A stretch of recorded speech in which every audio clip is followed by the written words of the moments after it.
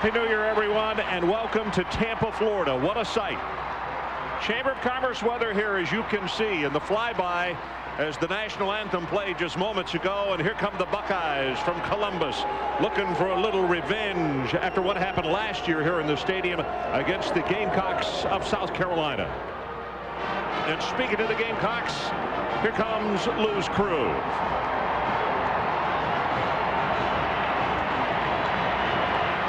Lou Holtz, third season at South Carolina, went over the year before. Last year really turned it around. Jim Tressel, first season as the head man at Ohio State University. His career, almost 70% winning percentage.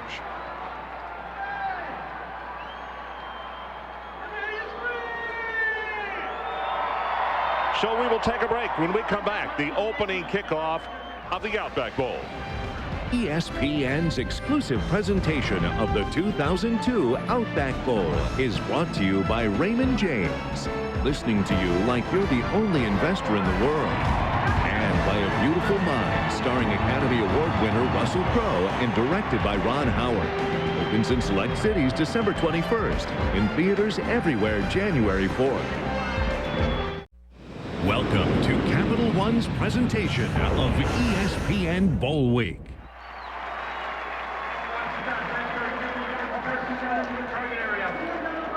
Welcome back to Tampa. Happy New Year, everyone. The year 2002 off with a beautiful, beautiful look here in Tampa, Florida, for this year's Outback Bowl.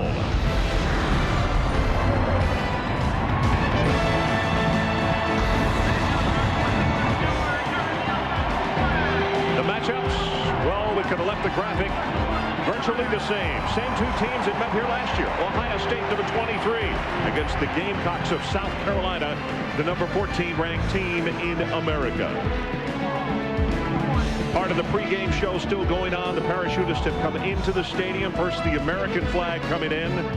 Then the flags of Ohio State and South Carolina. And here comes the flag to make it official for the Outback Bowl for the year 2002.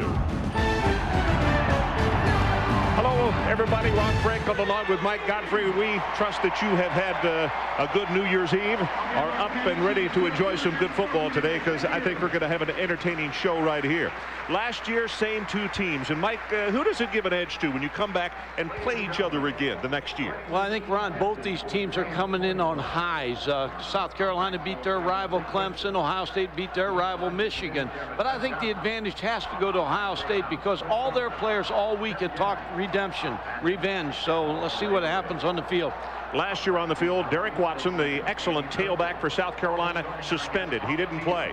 Young guy by the name of Ryan Brewer, who hails from the state of Ohio, had an absolutely unbelievable afternoon. It was storybook, but it sets up a good thing for this year because Watson is off the suspension list. Ron, this is going to be a game of whoever runs the football the best wins this football game. Derek Watson's an outstanding running back, running for an average of 94 yards per game. On the other side, Jonathan Wells. We've had him 2 times, Minnesota and Northwestern. He's a hot running back, 143 yards rushing. He's averaging.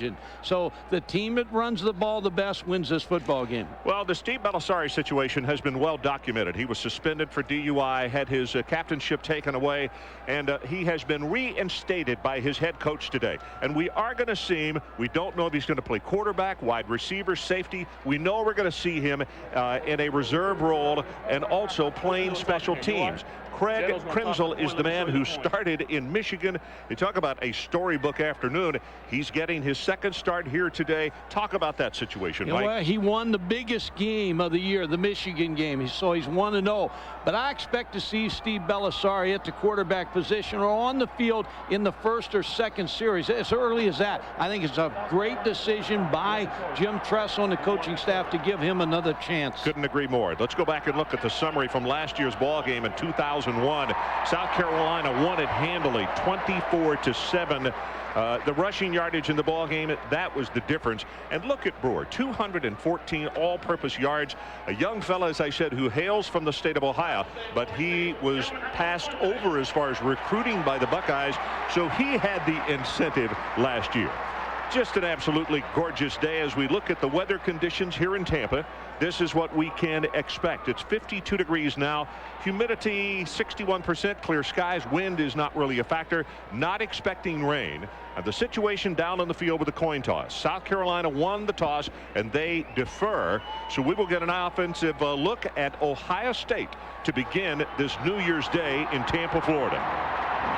Adrian Karsten, the third man always on our team.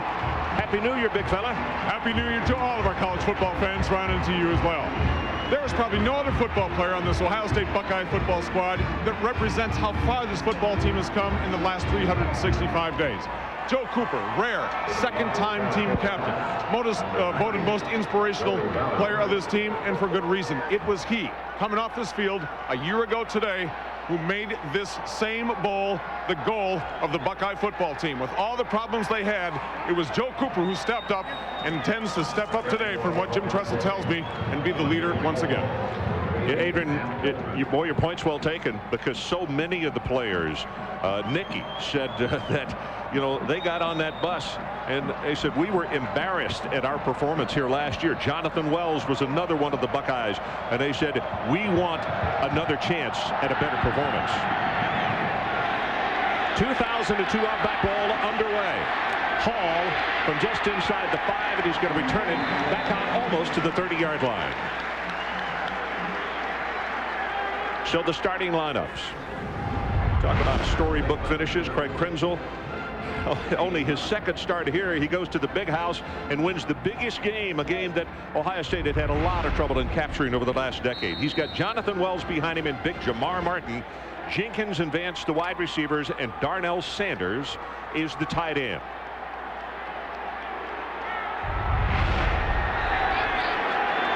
Mike Jacobs is going to get the start at center. LaCharles Bentley, the All-American, a bone bruise against Michigan. They said it was going to be a game-time thing.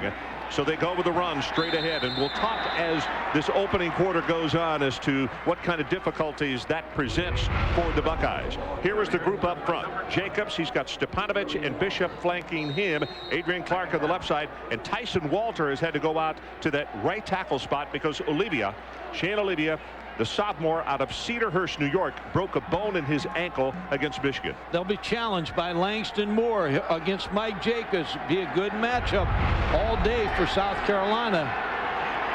Charles Bentley looking on the sideline, and you know that he's heartbroken. Last time around, senior All-American and unable to start.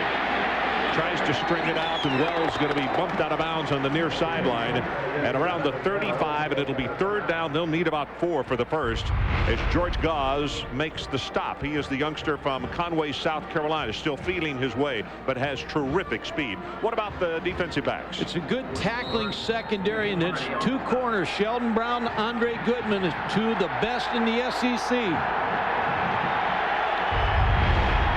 First third down situation, and it comes quickly for Ohio State.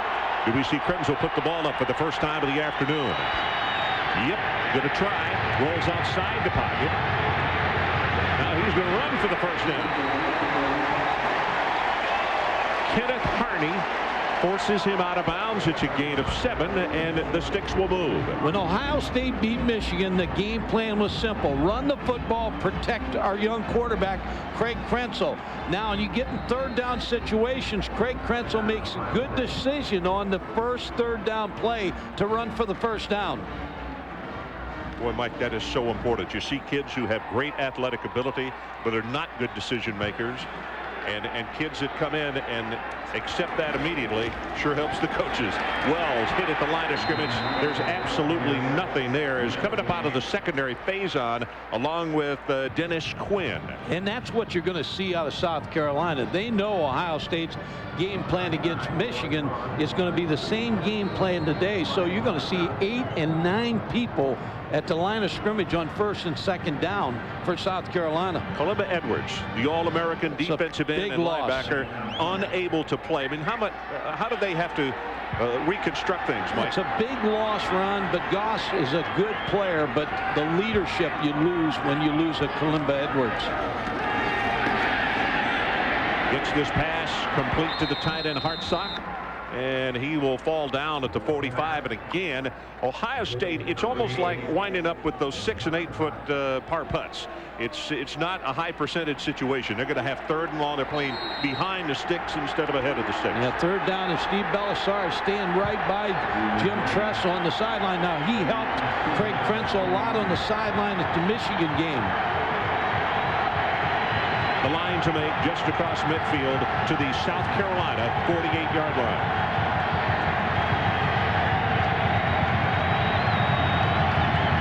Blitz coming off the corner. Krenzel steps up. He gets by the first defender. Going to be hit, and the pass almost complete. And it was Harney hanging all over Big Craig Krenzel. When you have an inexperienced quarterback, you're going to challenge him early, and that's exactly what Charlie Strong, the defensive coordinator from South Carolina, they're going to send him from the secondary. They're going to pressure him, and now Craig Krenzel misses the tackle here, almost gets away with one right here. Kenny Harney pressuring him also. First punt of the afternoon. Andy Groom, you see his average 45, his longest 67. Ohio State is signaling, do they have enough men in the field? They were looking to the sideline.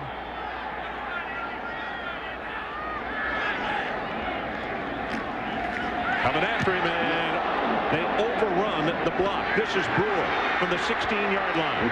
And Brewer is going to be hit and tackled immediately at the 23. Well, they had that punt, Ron. They had it blocked. And a good job by the Ohio State punter. Now let's take one more look at it. Open on the right side. It's a nice job of placing Michael the Flint is the man who by Andy Groom had the clear shot at making the block. Couldn't get there. So Phil Petty comes on, and the Gamecocks with their first offensive possession, and they come with a reverse. Here's Brewer. Cuts back in behind the blocking of his big left tackle. And Laurel Johnson also out front, and he gets whacked. Now that's a good call. Get Ryan Brewer involved right away. Mike Doss put a lick on Phil Petty, the young man out of Boiling Springs, South Carolina. He will have behind him today, and we'll see a multitude of backs. But the 2-back set is Derek Watson and Andrew Pennick. Brian Scott injured a knee earlier this week. He is playing. Brewer, in the tight end is Trafford. This is Big Pennick, and Pennick will take it to the 35-yard line. That is enough for the first down. We also will see Corey Jenkins, who used to be a backup quarterback. As we look at the offensive line, this is a very good group. Laurel Johnson, the man in the middle, they moved him from tackle to center a year ago today, and that's when this offensive line really came together and met. And Ron, this game will be decided by both these fronts and defensive linemen. Tim Anderson, a former high school wrestler, understands leverage, so watch him today. Watson moves out to the slot, top of the screen, and it's going to be quarterback draw. Petty, whoa, he gets whacked at the line of scrimmage. That's Cooper along with Matt Wilhelm, and he's going to lose about a half-yard in the play.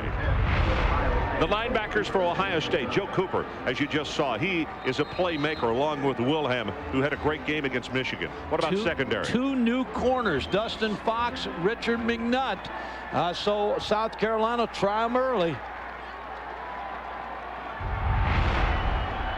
Second down and a long 10. Just underway, if you just joined us from Tampa, Florida, the 2002 Outback Bowl. And Petty zings it, has it complete at the 45-yard line to Brian Scott.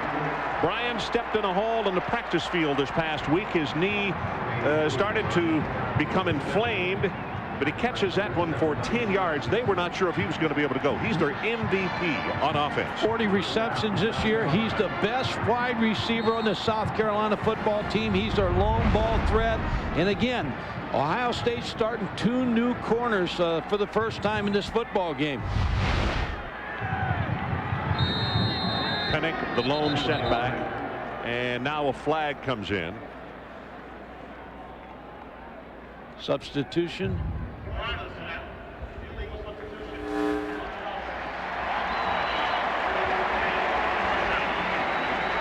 Schilder broke the huddle with 12. That's the reason for the flag. Conference USA, our officials in this ball game today. South Carolina football team are on a heavy veteran football team. 13 senior starters on this club.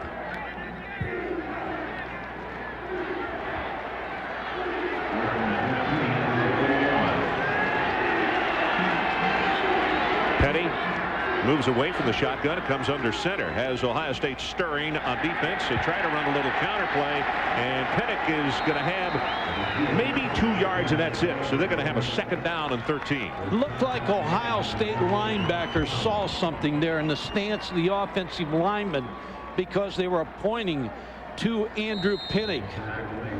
Cooper helped out on the stop along with Smith. Yeah, see Joe Cooper right there. Joe Cooper's reading the offensive line or the back stance on that play. Well, he's off to a good start. We have called his name several times already. 2nd down and long. They show blitz. And now here comes Cooper, but they pick him up nicely.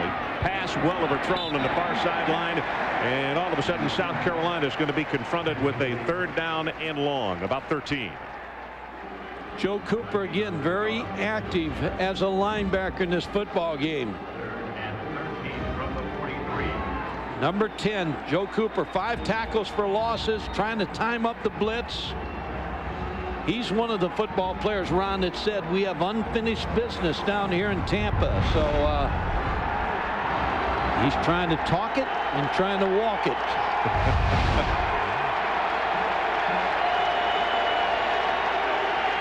Well, Ohio State coming up very tight on the outside. Come with the blitz. Pass right over the middle, and it is dropped. That was Alexander.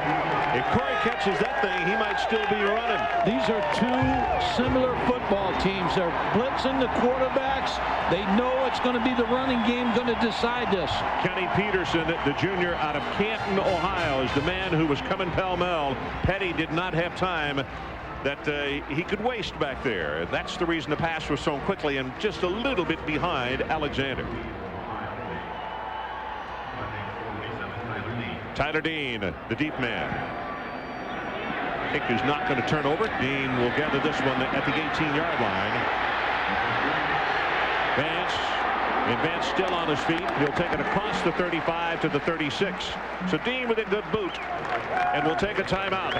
8:49 remaining in this opening quarter. Buckeyes nothing and South Carolina nothing. Welcome back to Tampa, Florida. Also, Mike, he said Belisari was going to play everywhere. He was on that punt cover team just now. Yeah, Jim Tressel giving him a chance in special teams. I still expect to see him on the offensive side somewhere in some position. Mike Jacobs comes back in for his 2nd series at center. Bentley stays on the sideline. Draw play right up the middle. Has 5 yards and counted off at about 7. That is Jonathan Wells, who had such a great day against Michigan. Hardy with his 3rd stop. But against Michigan, 122 yards, 3 touchdowns, and 23 carries. And to help them jump out to a 23-0 lead in that game. Ron, if you follow the fullback on Ohio State's offense, Jamar Martin, there's a good block again by the 6', 255-pound Canton McKinley product. You'll find the football. Jamar Martin, as you know, in the 2 games we did with Ohio State this year, became one of my favorite players because this guy, soft-spoken, not demonstrative as far as getting the football. Ball start on the offense. 5 yards. He likes to catch the football, and that's a load when he gets out in the flat, Mike. Yeah, 11 games he's only carried the ball 22 times. Steve Belisari on the field. Now he's a good running quarterback also. Gives you another threat back there. Play action. Pressure is on him.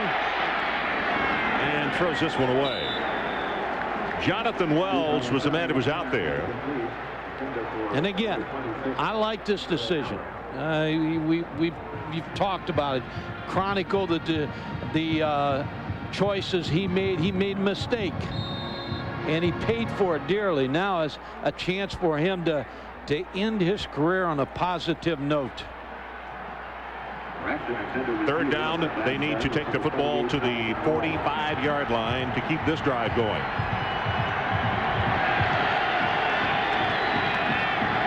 Belisari drills this one, has it complete at the 48. Nope, incomplete. Looked as though Jenkins caught it, and the official came from behind and said nope, incomplete. So it's punting time again for the Buckeyes. He lost his footing. Michael Jenkins couldn't dig in, and Sheldon Brown with pretty good coverage. Again, the two corners of South Carolina, they'll blanket you. Andy Groom stands back for his second kick. And I'll tell you, this is a tough high sky for Ryan Brewer, the single deep man for the Gamecocks. Gamecocks have got the return on. It's a short wobbly kick. Has to call for the fair catch, and he makes it just short of the 35-yard line. Only 30 yards on the kick. Timeout, 7:37 remaining opening quarter, and the two clubs still feeling each other out. Back with more from Tampa after this.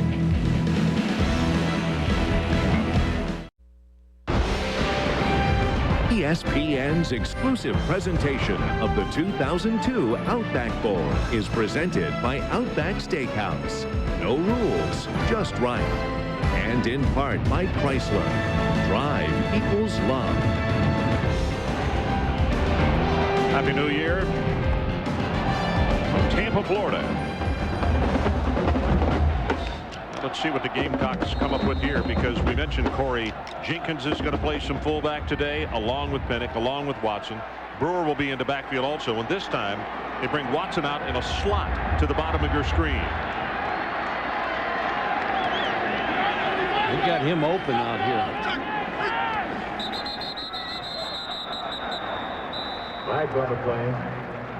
Derek Watson was about to get his first carry of the ball game. Prior to the snap, false start on the offense, 5 yards. Long layoffs, Ron. We've seen it in bowl games.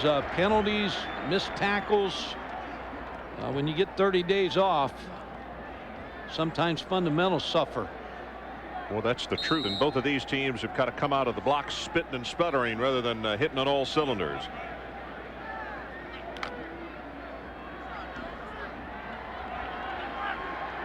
Again, Watson comes out to the bottom of your screen, the right side. They line him up in a slot. That's Pennick. Back as the lone setback with Bill Petty. And they give it to Pennick. Hit at the line of scrimmage. He'll fight his way forward for a couple, maybe 3 yards before Peterson makes the tackle for the Buckeyes. Final stop made by Penny Peterson.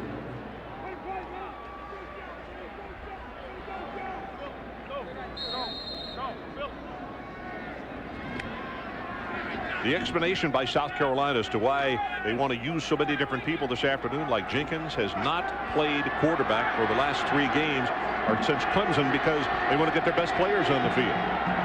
And he is a very, very good ball carrier. Here comes the blitz right up the middle. They pick it up nicely, and now the pressure comes on, and he's going to be sacked. Wilhelm along with Cooper coming up and putting the pressure, and the first time that Petty has gone down. And Matt Wilhelm, the third leading tackler on this Ohio State football team. And again, both teams have the same game plan in this football game. Ohio State trying to overload it. Here comes Cooper. He's being picked up by Andrew Pennick. Wilhelm fights through the block. Joe Cooper also pressuring. Cooper off to an excellent start. And as I mentioned earlier, Wilhelm with an outstanding game against Michigan, and he's carrying it over here to the bowl game. Petty on 3rd down and forever. The middle screen is dropped. Matthew Thomas, the freshman out of Pearson, Georgia. He looked up and saw a lot of silver headgears in front of him and dropped the football. Standing ovation for the defense. If you're coaching in this football game, you're coaching field position right now. You're trying to win the field position battle. Tyler Dean, his first kick, 39 yards. Chris Vance is the deep man. And Vance has the luxury of not having to look into that high sky. Makes the catch, hit immediately, and tackled at the 30-yard line. Wow, that was Crawford.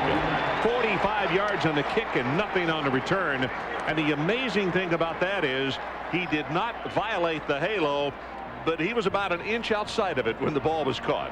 Well, the next time you'll see a fair catch, because the ball hung up too long to wait for this catch, and good coverage by South Carolina. So the Buckeyes take over with reasonable field position. Mike Jacobs again comes out at center. Craig Krenzel reports back into the ballgame at quarterback.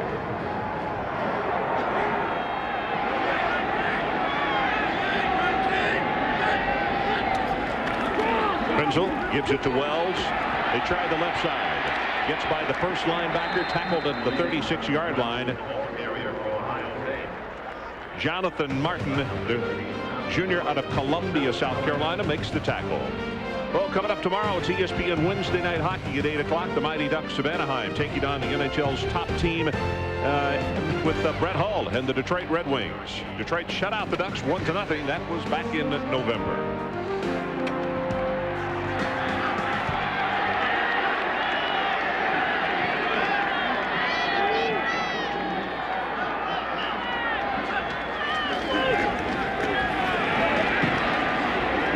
Again, close to the 40-yard line. Stamper, John Stamper, a redshirt senior out of Anderson, South Carolina, comes over to make the tackle. The 2 games we had Jonathan Wells against Northwestern, he had 22 carries, 179 yards, 3 touchdowns. Against Minnesota, 152 yards rushing and 2 touchdowns. So he's like playing on ESPN. 6 carries, 20 yards. It's a 3rd down situation. They need to take it to the 42. Krenzel wants to throw, steps up into the pocket, can't go anywhere, going to be tackled at the 40-yard line, and it's Langston Moore, the first one to get there. Rashad Faison, they walk him up so close. He's like inside where the linebackers are playing, and he's been around every play today. They're playing run, and they're pressuring the quarterback. Craig Krenzel, they got an inexperienced quarterback that they targeted. We're about to go under 4 minutes left in this opening quarter, and it's the 3rd punt of the afternoon by Andy Groom. Now, they almost got the first one. And South Carolina would appear that they're coming after the punter again this time. But Ohio State blocks it well, and the best kick of the afternoon by Groom. Brewer on the run, drops the ball, and boy, does he get a break. It goes out of bounds at the 6-yard line. I will give him credit for one thing. It is a very, very high and bright sky, and he lost it. It fell off his fingertips, and a 54-yard kick. So it's no score. The Gamecocks and the Buckeyes. When we return, Phil Petty leads the Gamecock offense back on the field. This young man simply a winner.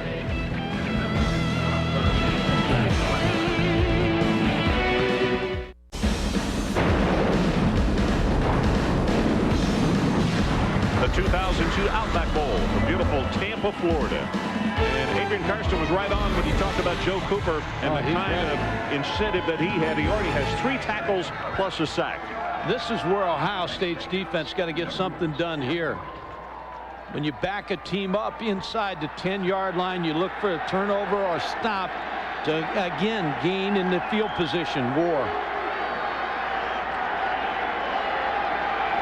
From the shotgun, Petty rolls back in his own end zone. Hit as he throws, and that one well overthrown. And everybody knows the rules in college football as Anderson really put the lumber on Petty. But the dangerous thing about this situation, rolling the pocket, when you pull those offensive linemen back in the end zone, a hold is a safety. Yeah, both and Tim Anderson, really, the defensive lineman from Clyde, Ohio, Clyde High School, put a licking on Phil Petty. Now, both quarterbacks have gotten hit a bunch early in this football game. Yeah, they really have, haven't they? Still no score, under 4 minutes to play. Petty, one of his first 5 in the running play. Watson hit by Mike Doss. First carry by Derek Watson. A little surprising that they're this late into the quarter. Yeah, because he's the leading rusher on this football team, 94 yards rushing, averaging this year. Both secondaries are very active and good tacklers. Mike Doss, a very good tackler. Mike Doss, a special teams specialist, also has a couple of block punts, one against UCLA and the other against Indiana. 3rd down, line to make is out at the 16, and Petty goes with a draw play. Watson cannot fight through the second wave of tacklers, and it's Mike Doss again on the stop. Yeah, Mike Doss may be playing his last game for Ohio State. The leading tackler with 79 tackles. 2 interceptions versus Michigan. And Doss and Joe Cooper are leading this defensive charge. I'm going to be anxious to see Belisari on the field in special teams. Tyler Dean to kick it away. I'm anxious to see if Vance is going to call for a fair catch. Eve Warrington. This is a rocket. Well over his head. Bounds at the 30 and goes all the way down inside the 20-yard line. Wow. Crawford downed it. That is a kick of 70 yards. And that was big because Ohio State figured to get the ball around midfield. Oh, man. Well, coming up on Thursday, 8 o'clock Eastern, the PGA Tour kicks off the 2002 season in prime time at the Mercedes Championship from Kapalua. Tiger Woods and the defending champion Jim Furyk leading the field of 32 from last year as our 4-round coverage continues through Sunday exclusively on ESPN. The bowl record was 60 yards, but that is a personal best by him as well. 70 yards officially on the boot. Talk about flipping the field on a team. Wells, there is just not much there. Looks 3 like changes on that offensive line, Mike, has really made a difference. It really affects losing LaCharles Bentley just before the ball game. Now, they knew he didn't practice down here, but they expected to wait up until game time to figure if he could start. But Mike Jacobs has done a good job in there. I watched him, and he's blocking Langston Moore very well. Well, Stepanovic has had to go from guard out to the right tackle spot. Or rather, Walter has. Stepanovic goes inside. So, like I said, 3 basic changes in the offensive line. And they haven't worked together before this situation. Going to go long. Belisari throwing, looking for Jenkins, and it's incomplete. Adrian Karsten, let's check with you on the sideline. The significance of the injury to LaCharles Bentley, the starting center. Early in the game against Michigan, slightly separated his left shoulder. So Jacobs takes over. The point is, Ron, that he is getting help when he has to go to pass block, just in that previous play that we saw. Running, no problem. But without Bentley, they lose one of their best pass blockers, and that is the concern for Jim Tressel. Okay. Well, the kid has All-American credentials, and when you take somebody that good out of a position and have 2 other changes on the offensive line as well, you're going to suffer a little bit. Belisari zings it over the middle, has it complete at the 30 to Darnell Sanders, and the ball is loose. South Carolina at the 36. Sheldon Brown has the recovery. Nice pass by Steve Belisari. Darnell Sanders, they just stole the ball away from him. Curl route by the tight end. Makes the catch, turns upfield. There's Sheldon Brown. Everybody's trying to pull that football out. He did it. It looked like 99. George Goss reached in there and just pulled that thing away from him. Linebackers showing blitz, and here they come. Quick out. Scott hit immediately. That's a nice job defensively by the Buckeyes. He'll have a gain of 2. Kenny Peterson was out there to make the hit. That one closed up in a hurry. You talk about a good job. Will Smith did a good job, and Kenny Peterson of reacting to the play. Quick screen.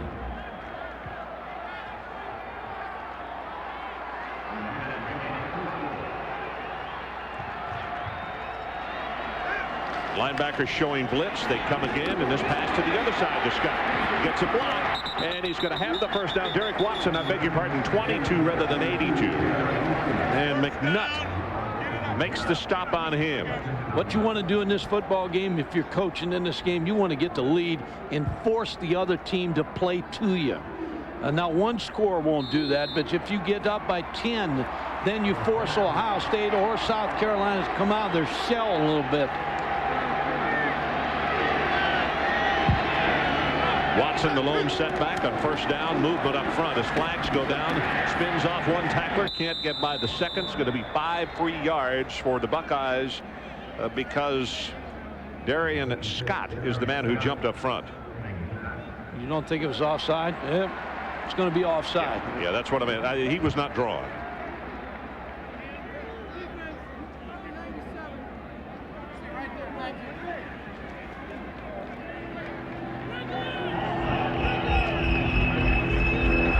South Carolina has played to their defense all year, and when they get turnovers, they've been able to cash in.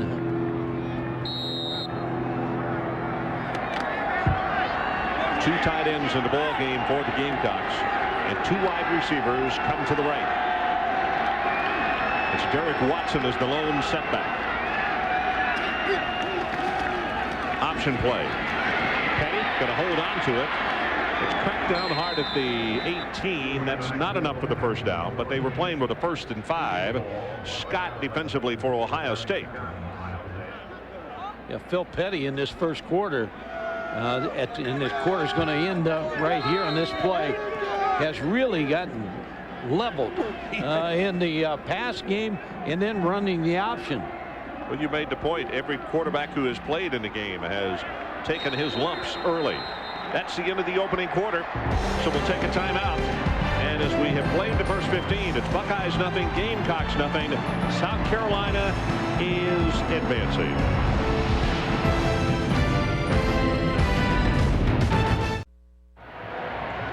Welcome back to Tampa. Happy New Year, everyone. I hope this day has gotten off to a great start for you. It certainly has for us. Beautiful blue skies, very few clouds, wind not a factor, no rain in the forecast. Andrew Pinnick, they like him in short yardage situations. Brewer also lines up. Ball is loose and recovered by South Carolina. That is rare that you see a quarterback hit before he can make a handoff. And Mike, I think he got hurt. I think his ribs took a shot. Well, the problem is you get set in a cadence and you call the same cadence all the time. Joe Cooper's timing up the cadence. But Andrew Pinnick is the guy they like on short yardage. They come back to him. Tried to get him the football, but Joe Cooper really timing up the snap count. Phil Petty's got to change it up. Shane Hall got back on the football, and it's 3rd down. They need to take it to the 15-yard line. His linebackers bouncing around. Here they come on a blitz again, and a pass caught by Scott just inside the 10. It is 1st and goal, South Carolina. Well, our Outback Steakhouse game track. Medium rare, please. Belisari for Ohio State, 4 plays at quarterback, 1 of 4, 16 yards. And look at the 3 and outs. Ohio State, 3 of their 4 possessions, and South Carolina, 2 of their 3 possessions. Fumble recovery by South Carolina, and we'll see if it leads to points. Let's see if they go with number 4 right here in the middle. Pinnick, 5'11", 250 pounds. They give it to Brewer, though. Pinnick blocking. Got one guy, but couldn't get the second. That's a nice job defensively by Will Smith. Also, Dustin Fox came underneath to help turn that play back in. Yeah, Dustin Fox, the pass was caught in front of him by Brian Scott. And South Carolina's going to try those 2 corners this entire afternoon, but a good job on the run support on that play. So this Ohio State defense trying to anchor in. 2 tight ends, dead T in the backfield. You need to stay on those 2 tight ends if you're playing defense, and the back's in the flat on the play action pass.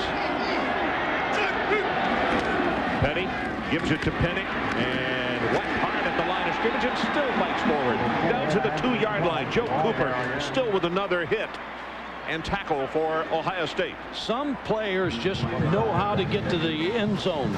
Andrew Pinnick is a touchdown maker for South Carolina. 10 touchdowns this year, and a lot of them in short yardage situations like they're in right now. I mean, Cooper almost took his head off, but he didn't lock up, and that's the reason Pinnick picked up those 3 extra yards. 3rd down and goal. Crowd coming to their feet across the way. Pinnick again, left side. Touchdown number 11.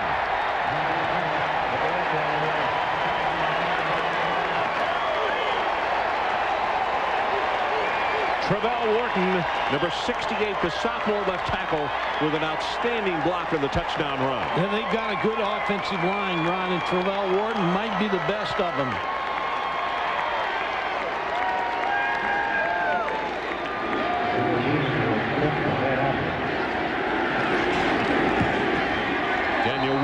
With the extra point attempt, and he's good.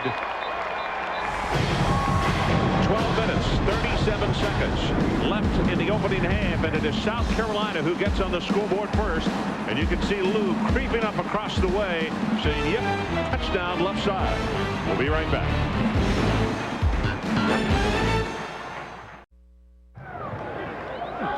So you look at Pennick along with Brewer and Watson, the three young men that were lined up in the backfield on the scoring play. 8 plays, 36 yards, 3:49 off the clock, and it all started with a fumble. But it actually all started with the punt. Right? Yeah, give credit to special teams in the punt game of South Carolina. Then the defense forcing the turnover on Darnell Sanders, tight end. Bowers to kick off. 5 deep, and he's going to bring it out. Van Childress. Take it out over the 30-yard line. Goss making the tackle for South Carolina. Well, the MetLife blimp Snoopy 1 cruising the skies of Tampa, Florida to provide aerial coverage of the Outback Bowl today. The blimp typically cruises at a speed of 35 miles an hour at an altitude of 1,200 feet. MetLife wishes you also a very happy new year. Ron, I don't think Ohio State can win this football game playing the quarterbacks like they did in the first quarter. I think you have to settle in on one, and I really believe the best one to settle in is number 8, Steve Belisari. He gives it the best chance to win this football game. Well, he's back in the ball game. Play action, zips this one out, complete to Jenkins. Jenkins is a young fellow that played his high school football at Lido High School right here in Tampa. He was tackled by Andre Goodman.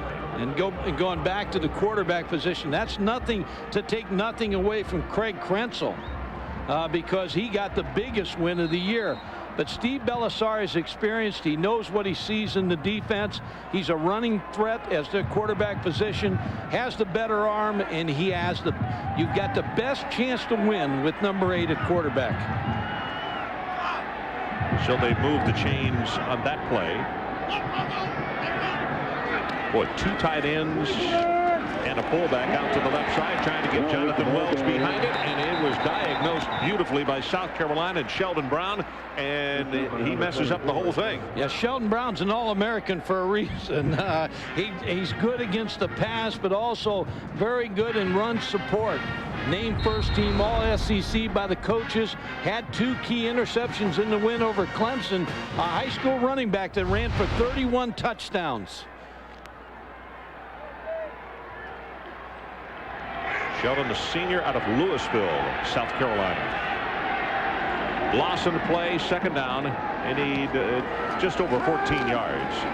Belisari almost intercepted. Closest person to that one that was for Chris Vance. But Rashad Faison was cutting underneath. Had a shot at it. Ron, you talked the other day when we did the Alamo game about when you're on a hash mark in college football. It's not like the pros. Pro hashes are a little closer, so when you got to have a gun to get the out on the comeback, throwing from one hash all the way across the field. Third down. Line to make is the South Carolina 48-yard line. Gamecocks lead it 7-0. Blitz coming off the corner. He is hit and almost intercepted. I don't believe it. Went right through Gauss's arms. They're going to give him what for on the sideline. Faison, we were just talking about him. They walk him up, and he came crashing off the left side. Ohio State extremely lucky. 2 of those passes were not picked up. A mistake by Jonathan Wells, the running back. He did not pick up Faison from the outside. Didn't block anybody. And Steve Belisari goes down. Andy Groom has been a busy fella in this first half.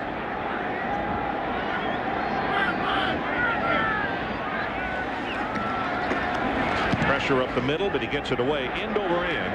Caught by Brewer wisely at the 28-yard line and fights forward for what he can get. And it's going to be about a 10-yard return as Mike Doss of the special teams gets him down. 34 on the kick and 9 on the return.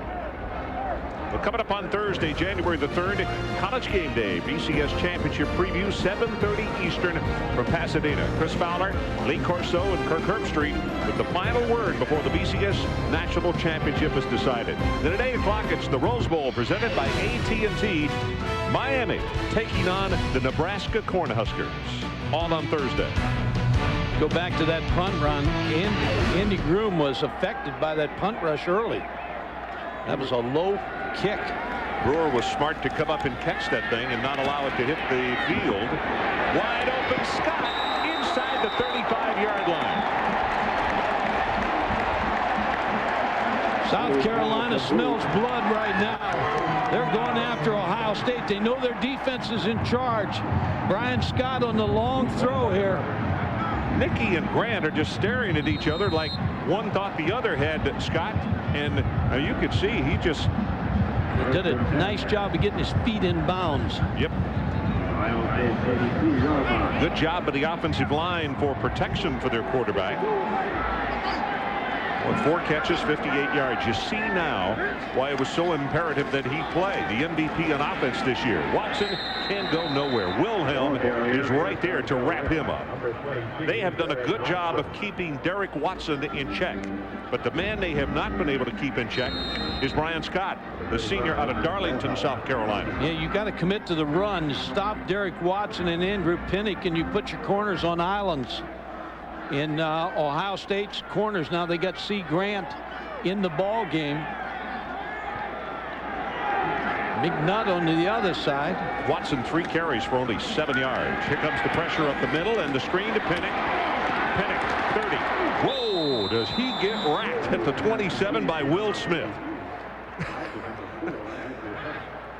The only reason for my reaction like that is Pinnick weighs 250 and he handled him like a very small sack of potatoes. Got hit hard, but watch the blocking set up here by the offensive lineman. You invite the guard and center, invite them in. Now everybody blocks downfield. They get a helmet on defenders.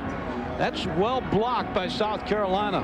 C. Grant is the man who was shaken up, and in fact, the best I remember in the Minnesota game that we had up in Minneapolis, he got knocked out, hit his head on the hard surface there at the Metrodome, and suffered a concussion and left that ball game. 2 interceptions this year by C. Linebacker, high school.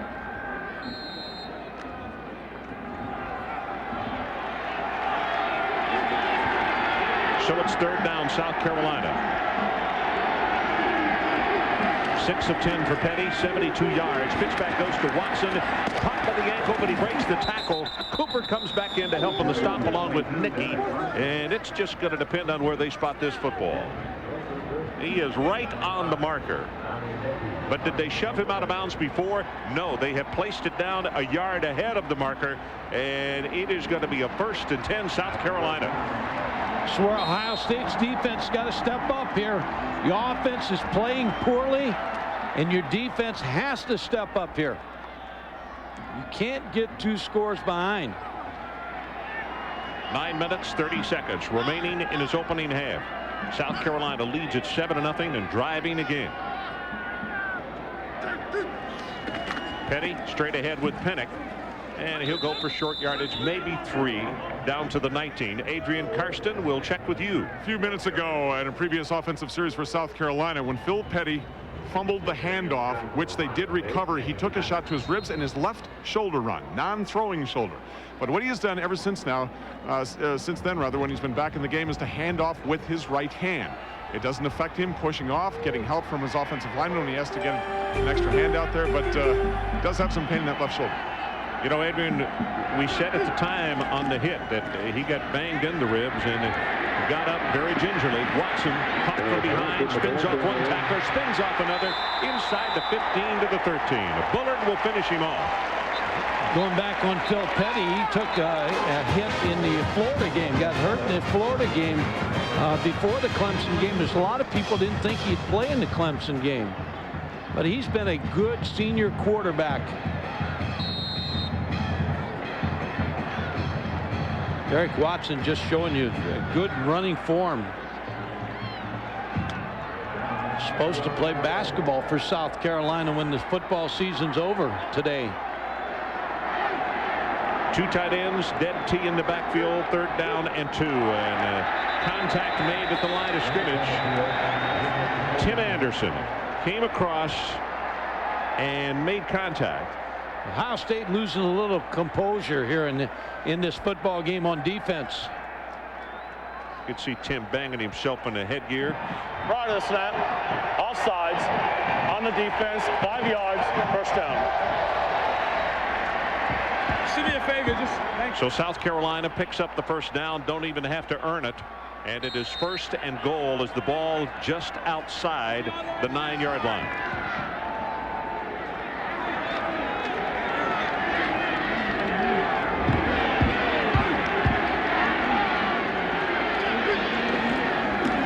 Pennick bounces outside, maybe one. Dustin Fox is there to make the hit on him.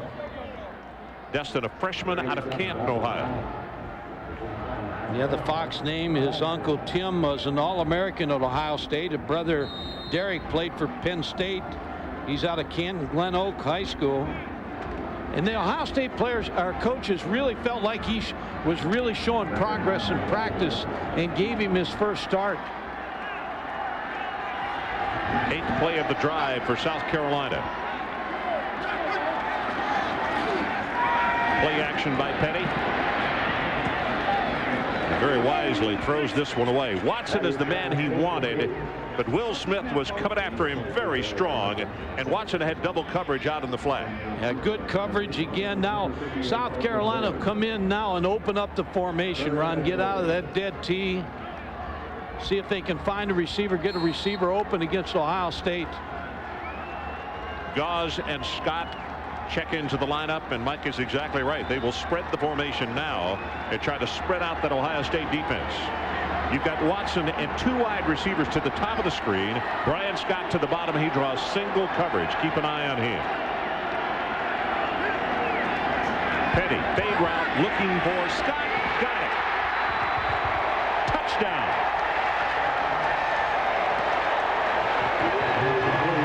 You were all over it. They spread it out and they got the single coverage against the youngster Fox, and the fade route threw it right over him. Yes, 6 foot 190, the freshman Dustin Fox. Brian Scott, you 6'3", over 200 pounds, and the ball was thrown well by Phil Petty. And give Scott credit, folks. He was looking back into that very bright sunshine and bright sky. Daniel Weaver tries to make it a 14-0 ball game, and he does. So there's a timeout. 6:54 remaining in this opening half, and so far it has been all South Carolina as Brian Scott tallies the 2nd touchdown of the afternoon. ESPN's exclusive presentation of the 2002 Outback Bowl is presented by Outback Steakhouse. No rules, just right. And in part by Chrysler. Drive equals love. Some of the Capacity House under beautifully clear blue skies in Tampa, Florida. Jim McVay and company do such a good job with this bowl game, and we really enjoy coming down here every year. Right now, South Carolina is making it a task for Ohio State. The Ohio State offense has not been slumbering. They have not arrived as yet. They better get something going here, or it's going to get out of hand. Yeah, they get behind, then South Carolina forces you to throw the football. Bowers to kick it off. Van Childress, this time he gets the signal to go down on one knee. Reese Davis will check with you. All right, Rod, I'm going to get a little help from Rod Gilmore. Cotton Bowl, Oklahoma, Arkansas, Rod. Points may be hard to come by in this defensive struggle. On a 4th and 1, Nate Hibble to Trent Smith picks up the first down, and that would set up a touchdown run by Hibble. Watch him sneak it in over the right side here. Quarterback sneak, gets it in, and in this kind of a ball game, points like that will be important, hard to come by. Hibble doing well, moving outside the pocket, hitting passes. You know, that Oklahoma defense doesn't need much as far as taking care of their own. Running play with Jonathan Wells straight ahead into the arms of Langston Moore. Now, isn't this the first time Oklahoma's played in the Cotton Bowl? In the Cotton Bowl, yes, it sure is. They got a good matchup there. Arkansas came on toward the end of the season. Had the good freshman quarterback who really helped them. But I can promise you, He saw some good defenses in the SEC. He didn't see one like Oklahoma. No, they run to the football.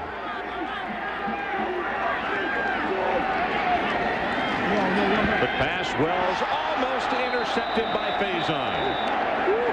Well, that was 21-0 right there if he held on. I mean, Faison stepped up. It's like he had been in the huddle with Ohio State and knew what they were going to run. Ohio State just offensively looks like they just have no confidence right now. And of course, the quarterback situation, they bounced around in the first quarter, and they have not settled down. They haven't been able to run the ball, and they haven't been able to throw it.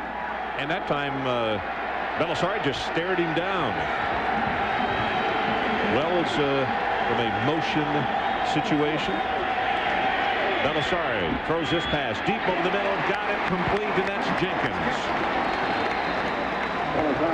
I think that's going to be the longest gainer of the day by the Buckeyes. It is 23 yards, and that's got the folks on the near side of the field aroused. Yeah, by throwing the football around it, Michael Jenkins with a good catch there. It opens up the running game. He's still got to go back to Jonathan Wells. Jenkins, a 6'4" receiver with a good catch. He's not only got good speed, Mike, he is a great leaper. 41 catches coming into this game. Too tight in alignment, and they give the ball to Wells, and Wells puts a head down to the 50-yard line into the arms of Faison. Yeah, you can't you go back to the loss of Charles Bentley. You can't speak enough about that, and you've chronicled the offensive line. You got 3 people playing in different spots, so it may take a while for them to get their run blocking down in this football game.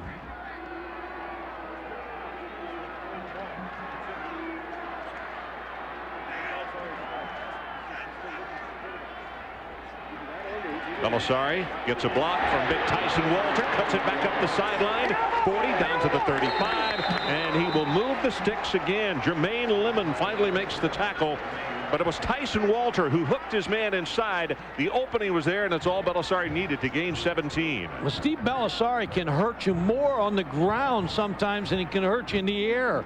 Here they run the down the line option play. You're right about Walters, just shields off, and missed tackle by South Carolina, and Belisari gets the first down. Very important to answer the score that South Carolina just had. So the ball at the 33-yard line. Deepest penetration by the Buckeyes this afternoon, and they take it right up the middle, and down to the 29.5-yard line goes Wells, tackled again by Moore. Yeah, Langston Moore's going to be active, Ron, in the middle. You've got to block him. South Carolina, they anchor him in there, 6'2", 300-pound junior.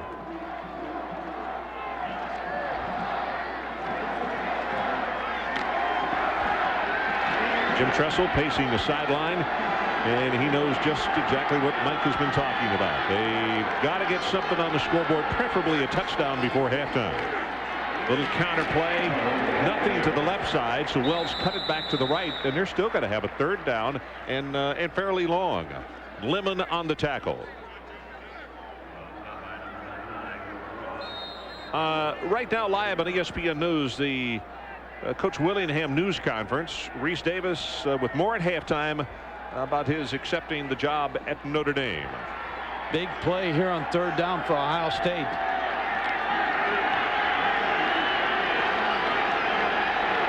Taking out Wells, bringing in the extra receiver.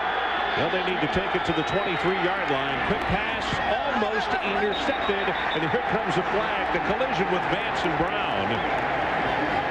That's going to be on Shelton Brown, but it's lucky he didn't pick it off. I'm telling you, Mike. Steve is really staring the receivers down. And that was a long throw.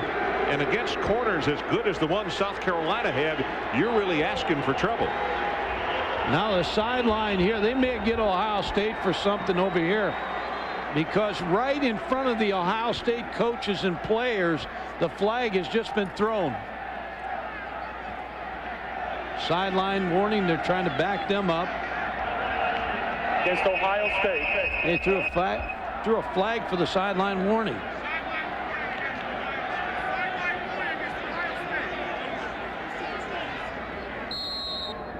where here Steve Belisari can hurt his running the football. Spread them out and quarterback draw. You're quarterback right. draw, the option play. Well, they're going to get a penalty here, Mike. They just broke the huddle with 12 people. Martin, they didn't get him off the field. They broke it, and Martin has sprinting toward the sideline, and he can't do it. 5 yards. It will remain first down. No, it's tough to make 10 yards for Ohio State in this game, let alone 15. And big Jamar Martin is hard to miss when he came sprinting off the field.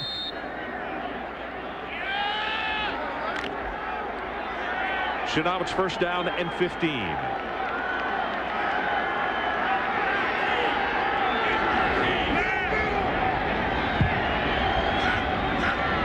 South Carolina shows blitz. They come with it. They were looking for the quarterback draw, and Lemon is all over Steve Belisari. Exactly what they were looking for, and on 1st and 15, and they brought the linebackers Jermaine Lemon, so there was no area that Ohio State could run that draw in. So a good defensive call by Charlie Strong, the defensive coordinator. Keep waiting for him to swing the ball out to Jamar Martin. Watch the big fella ramble. Wells, they send him out in motion. This pass overthrown, looking for Vance. Now this Ohio State crowd is getting a little bit frustrated. Well, they're struggling. You struggle and you lose your confidence. And Steve Belisari, they roll him out to the right side. He's a left-hander, and he just threw the ball high to Chris Vance.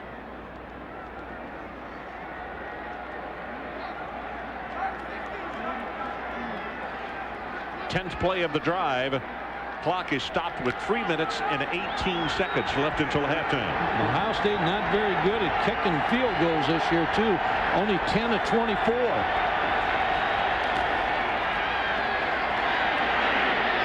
Belisari's got that one complete to Jenkins and tackled immediately at the 30-yard line. They may have been the worst 3 play calls or play results that you've seen this year, because they went backwards, and the short pass play not picking up any yards. It may have been a slip, but you were painfully honest on the first part of your set. I think the quarterback draw is a good play call, and but a good call by South Carolina, but the pass plays. Oh, they're going to go for it. Down 14-0, and the clock running down toward halftime. Tells you about their kicking game, the field goal kicking game, no confidence. Belisari going to go long, far side of the field, and incomplete. Looking for Vance, overthrown. Sheldon Brown had him covered step for step. That was not a good series for Ohio State. We'll take a break. 2 minutes, 22 seconds remaining until halftime. Gamecocks with a 2-touchdown lead.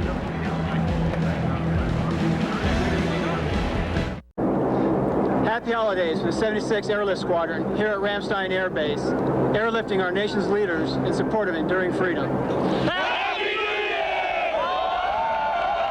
All right, and a happy new year to our U.S. servicemen and women and their families watching this game around the world through the facilities of the American Forces Radio and Television Service. And I'll tell you some touching scenes before this football game today.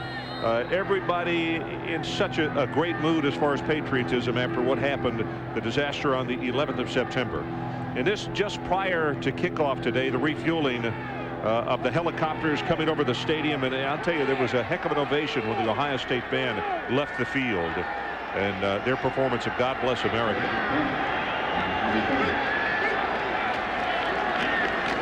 Right up the middle, this is Brewer.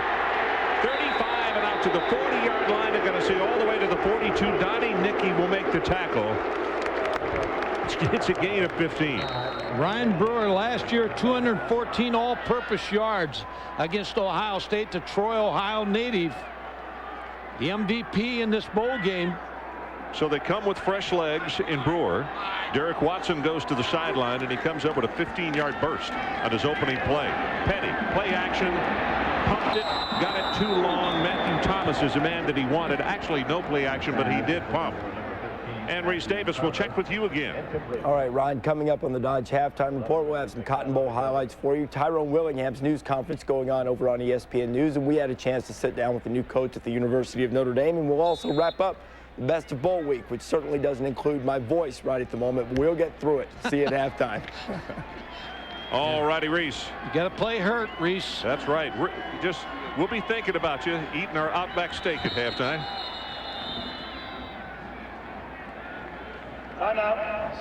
South Carolina calls a timeout with 1:56 showing on the clock. So we will take a break. 14-0. It's been all Gamecocks so far.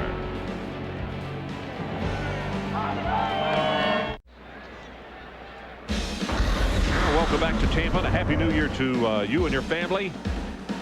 Gorgeous blue, clear, sunshiny skies overlooking this magnificent complex. Second and 10 at the 42. 1:56 remaining in the half.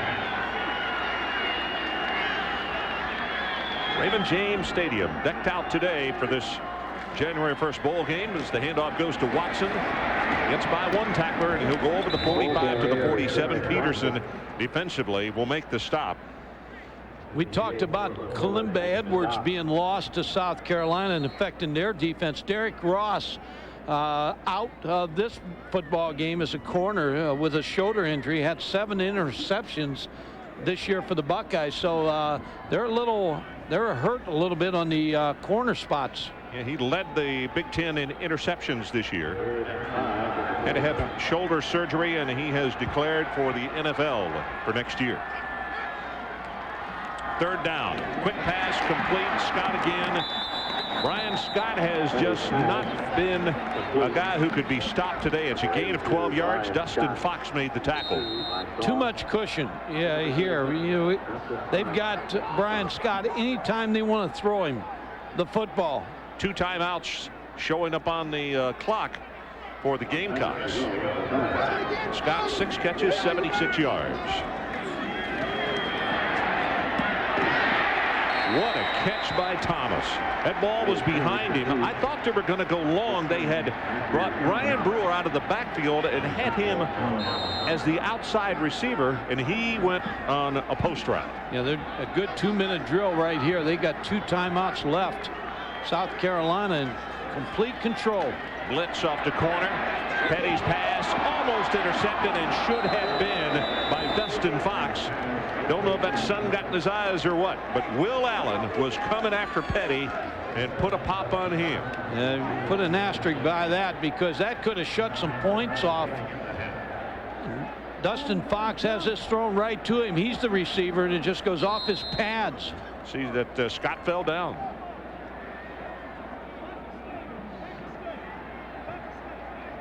So it stops the clock with 29 seconds showing.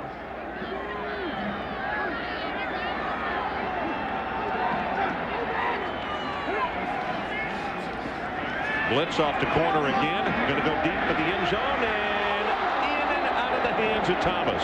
You can see right off his fingertips as he laid out for the ball. You can't throw it any better than Phil Petty threw it. McNutt had the coverage, but he was behind him. Look at it again. Had McNutt beat. I mean, that ball is thrown well. Matthew Thomas just couldn't bring it in. Off the fingertips, as you said. Now it looks like Pinkins has just come into the lineup. This is a big play right here in 4th down. Pinkins is a running quarterback, so maybe a draw. Number 5 from the shotgun, and he's going to take it right up the middle. Nothing doing. Hit by Peterson. And with that, the special teams, the field goal unit will come on from across the way. That was a big play, Ron. That changes downs for Ohio State. On 4th down, the Ohio State defense really did a great job on stopping the quarterback draw. When Pinkins came in the football game, I'm sure Ohio State linebackers were conscious of the draw and stopped it. So Belisari comes back out at quarterback.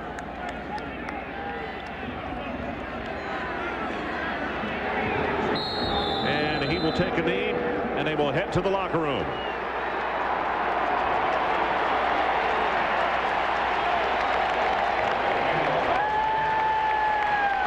South Carolina has had their own way in this first half. 14-0, and it could be higher. Today's halftime show is brought to you by So we played the first 30 minutes of this year's Outback Bowl, and let's head back to the studio and Reese Davis. Reese. Halftime score at the 2002 Outback Bowl is 14-0. The Gamecocks of South Carolina. And on the field, the National Events Band Across America halftime show. Nearly 1,600 high school students with their salute to America.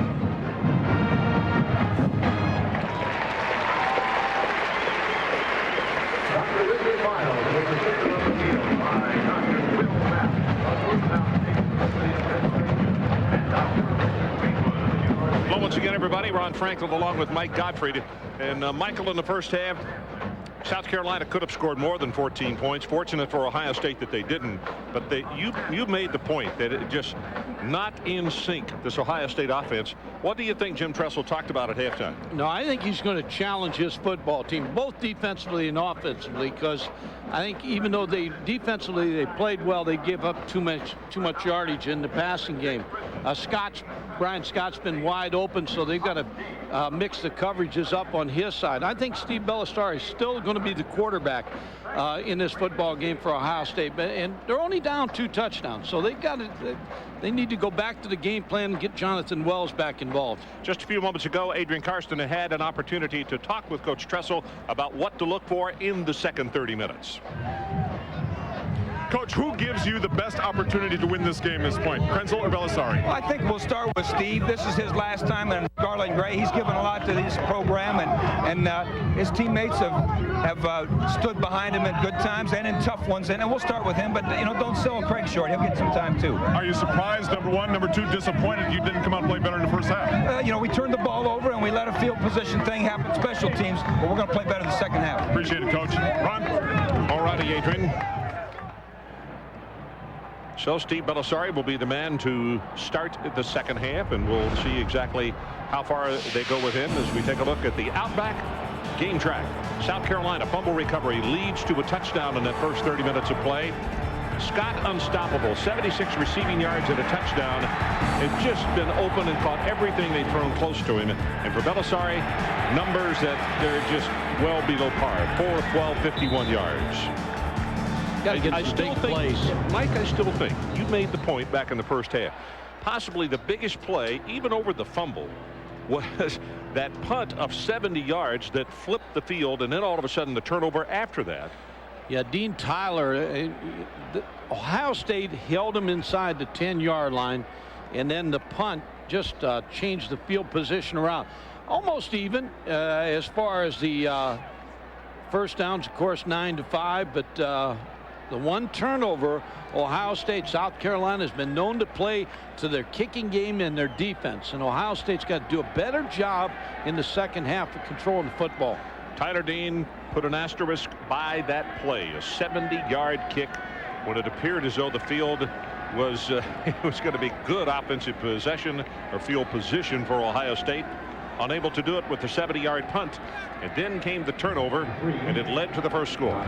We've talked so many times about, as a coach, when you come out in the second half, the first 5 minutes, and sometimes that's true, but I think it's more true today than I can remember for a long time. Ohio State really has to get something done here early in this third quarter. They got to set the tempo, because South Carolina's had their way. They're smelling blood, and they're going after Ohio State. Josh Houston has the ball teed at the 35-yard line.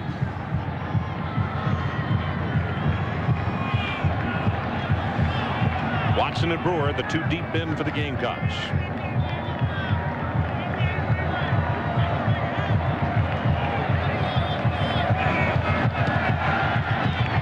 This is going to be a line drive kick taken by Brewer at the 6.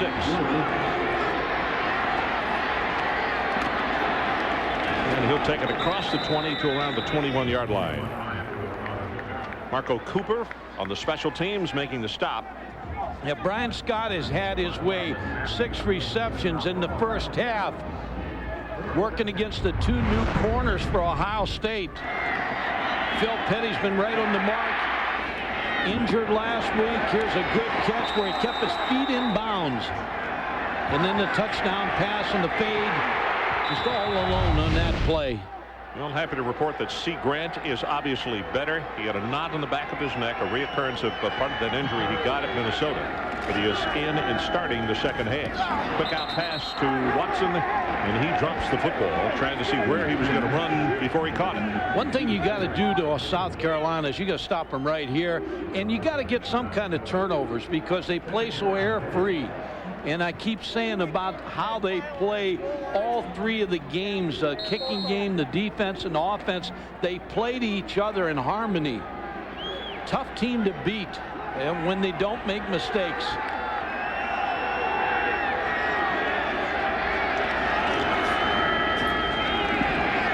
Play action by Petty. That pass complete to a wide open Thomas. Matthew Thomas, the freshman.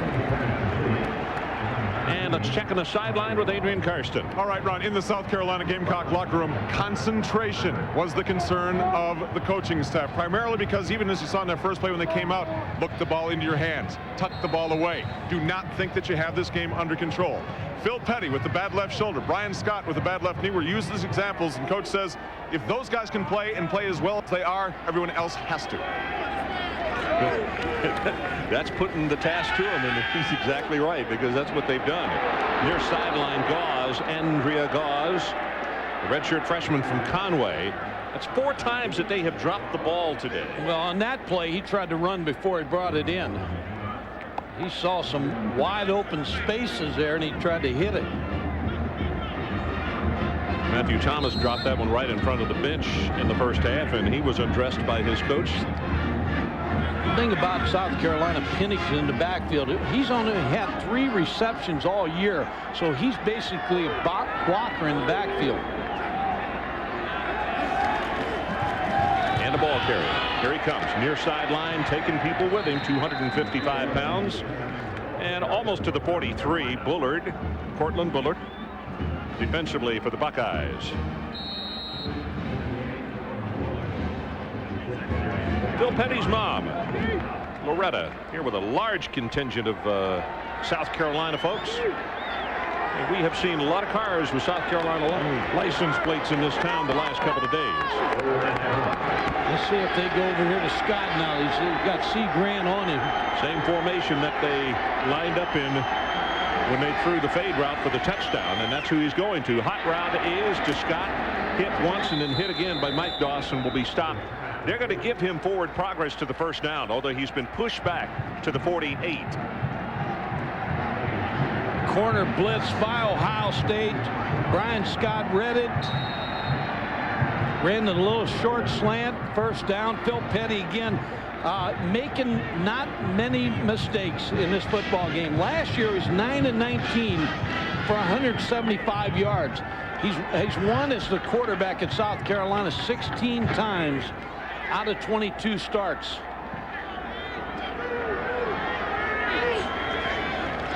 Petty from midfield. He's got somebody deep, and he's going to go deep. Caught by Gauze, and he'll score. Flag is down back at the 46-yard line. If it stands, it's a 50-yard touchdown. Roughing the quarterback, roughing the passer. That ball had to hang up. 5 seconds there. The amazing thing about Gauze looking back up into the sun and caught it with ease. Daniel Weaver to attempt the extra point.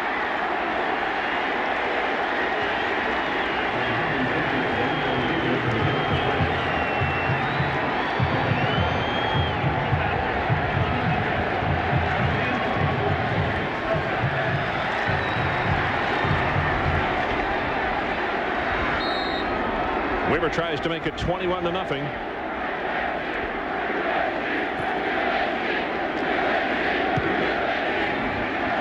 Missed it, pushed it to the right. So there's a break in the action. 12 minutes, 56 seconds left in the third quarter. And South Carolina takes the second half kickoff, and they get some big work done with it. As you can see, Gauze just not covered very well. 20-0 Gamecocks. Standing room only at this 2002 Outback Bowl. And they are basking in some beautiful sunshine. The temperature is really not that warm yet. I think it's supposed to be in the upper 60s today before it's all said and done. As you can see Snoopy 2 going behind the scoreboard there in a beautiful blue clear sky. Not quite as beautiful from the side of the field that the Buckeye faithful are looking at, because this game trying to get out of hand for them. Childress, Ben Childress.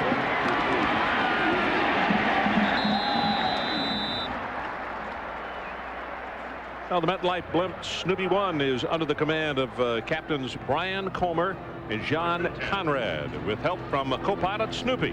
The MetLife Blimp travels approximately 200 days a year, visiting cities and towns throughout the United States.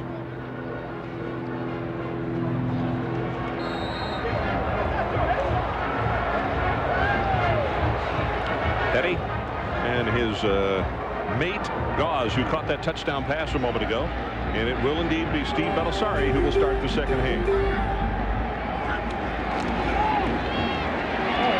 And behind the line of scrimmage is Wells. He may have one. It tripped up on Langston Moore. Yeah, Langston Moore was untouched, Ron, and in the backfield, so there's no place to run for Ohio State. They're not controlling the line of scrimmage. And we talked about the offensive line. Charles Bentley is missed in this football game.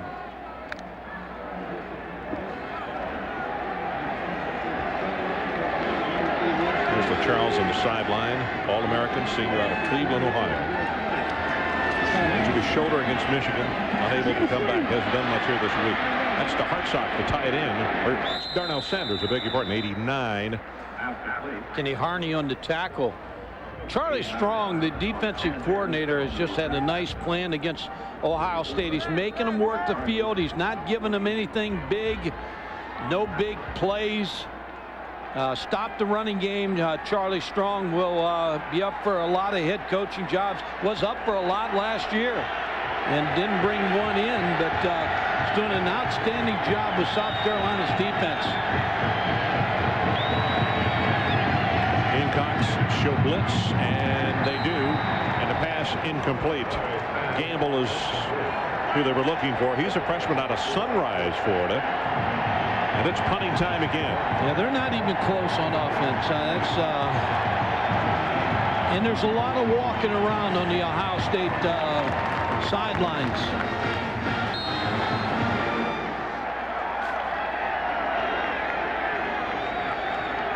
Andy Groom, his longest, 54 yards. Brewer, the deep man.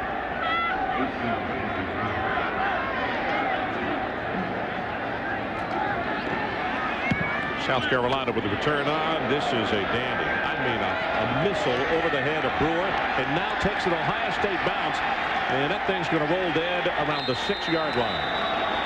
Andy Groom, and then maybe this is something to wake up Ohio State's football team. This say something about maybe a little help with the wind. 68 yards on that one. The 70-yarder went the same direction. By the way, here's today's Aflac trivia question. Who were the only 2 coaches to go winless in 8 straight bowl appearances? The only 2 coaches to go winless in 8 straight bowl appearances. Answer a little bit later on. They had to have good teams, because to lose 8 bowl games, they had to get there. Andy Groom just set a new Ohio State bowl record. Tupa had the longest punt with 66 yards in the Rose Bowl, 1985. This one just traveled 68. Tom Tupa, quarterback and punter for the Buckeyes. Little counter play, and boy, there's nothing there defensively. The wall. Watson being shoved back. Talk about Tim Anderson early in the ball game. He's played well on the defensive line. Joe Cooper, Matt Wilhelm, and the entire front of the defensive line has done a good job. Joe Cooper, number 10, dissects this play, beats the block, and then gets in there to help Tim Anderson. They need a turnover. Last 4 drives from South Carolina. 8 plays, 36 yards, a touchdown. 9 plays, 63 yards, a touchdown. They lost it on downs and in 6 plays and 78 yards and a touchdown. That's their last 4 drives. This is Ryan Brewer. Watson, beg your pardon. Watson spins into the arms of the tackler and goes down hard. Adrian Karsten will check with you. Ron, right before kickoff, I told you that Joe Cooper based his season on coming back to this game. Voted most inspirational player. He has followed through on that. When he was off the field in that last offensive series by Ohio State, he did the best he could to get this group back in here. I have not seen a player more this season affect an entire unit the way Joe Cooper has today. He is working hard and trying to get his teammates going. 6 tackles, a sack, and a forced fumble. But it's not on his side of the ball that the problems lie. Petty's pass complete to Watson. He'll have the first down. Against Joe Cooper. And what Skip Holtz is doing with the play calling of South Carolina is using Watson as a receiver in this football game. Getting him matched against linebackers. There's Joe Cooper. Talked about he's going to have number 22 receiver. He's going to work down inside and out. And again, a lot of cushion for the South Carolina receivers. Skip Holtz in his 3rd season, assistant head coach and offensive coordinator, and works with the quarterbacks. Petty this time puts it in the stomach of Pinnock, and Pinnock fights his way out to the 30. That's going to be a gain of 8 yards. Mike Doss makes the tackle finally. You always talk to your teams about out physical and the other team, and South Carolina's done this so far in this football game to the 9-minute mark of the 3rd quarter. They've been more physical than Ohio State in this football game. The offensive line of South Carolina has not got their due. They have really done a good job up front. You're right. Melvin Page and Travell Wharton, those big 2 tackles. Hall and Rivers, the guards. This pass caught by Brewer. Out of the 40-yard line and still fighting, and he goes all the way to the 44. The crowd's not booing. It's for Brewer. 14 yards. McNutt finally forced him out. Yeah, Ohio State brings the best out in the Troy, Ohio native. See that jersey ripped there behind. Last year, I'll never forget the outing that fella had, and you just kept saying, too small, maybe not quite fast enough, and all he did, he just almost single-handedly whipped him. He walked off with 2 trophies, the game trophy and the MVP trophy. You're right. You're exactly right. High snap, but he brings it down, and Pinnock nowhere to go. Wilhelm is right there, just hanging on to one of those big ankles.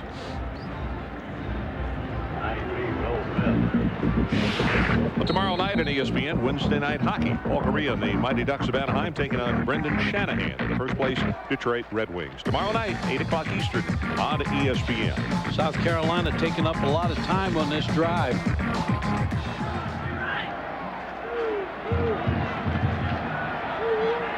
2 wide receivers to either side. Fakes it to Pinnock, not going to go on top, but he's got single coverage out there. It is incomplete. Looking for Matthew Thomas. South Carolina receivers in this football game have done a good job adjusting to the football. A better job than Ohio State secondary, because that catch Andre Goss made, Ohio State had 2 defenders there, and Andre Goss really adjusted to the ball better than the secondary players of Ohio State. I have a feeling those wide receivers are hoping that 4th quarter will hurry and get here so they stop having to looking back up into that sun.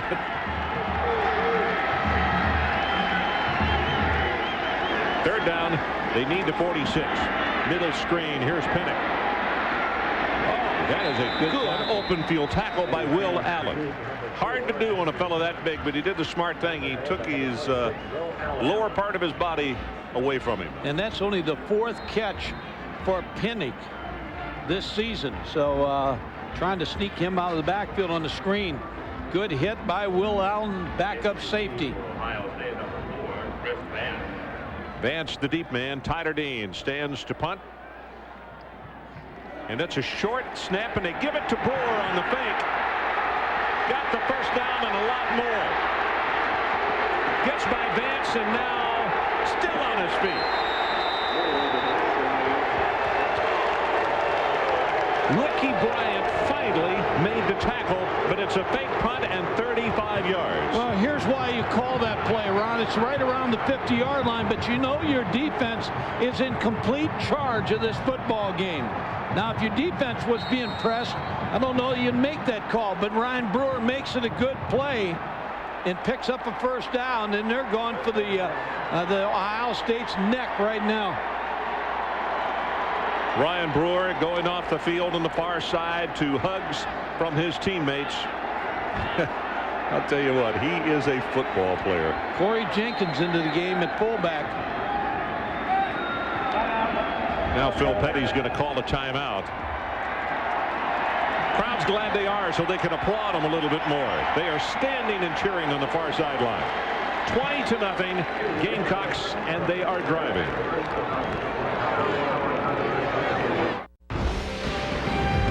ESPN's exclusive presentation of the 2002 Outback Bowl is presented by Outback Steakhouse. No rules, just right. And in part by AT&T. AT&T, let your business, let your life be boundless. Some of the capacity house here today at Raymond James Stadium in Tampa, Florida, the 2002 Outback Bowl. 20-0, South Carolina leads it, and they are driving again.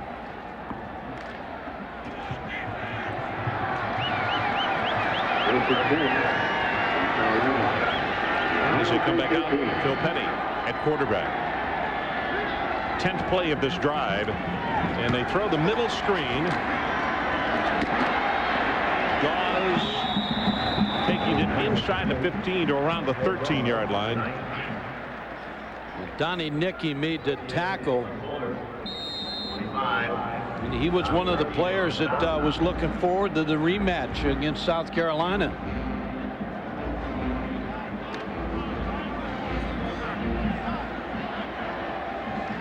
Watson and Pinnock in the backfield this time.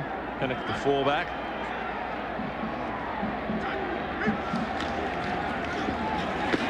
Watson's the right boy with a block by Pinnock, but Ohio State did a good job of bringing a lot of folks in a hurry out there to help. Pinnock did his job and just flattened the defender that he blocked. Frazier and Doss so combining in the stop. Let's see if Ohio State or South Carolina goes to the T formation here to try to get Pinnock in the short yardage offense, or whether they stay in the I. Well, they're going to go to the T. Pinnock's the guy they like. Two tight ends, dead T formation, as Michael said. And Ohio State made contact. Ball into the end zone. Pinnock.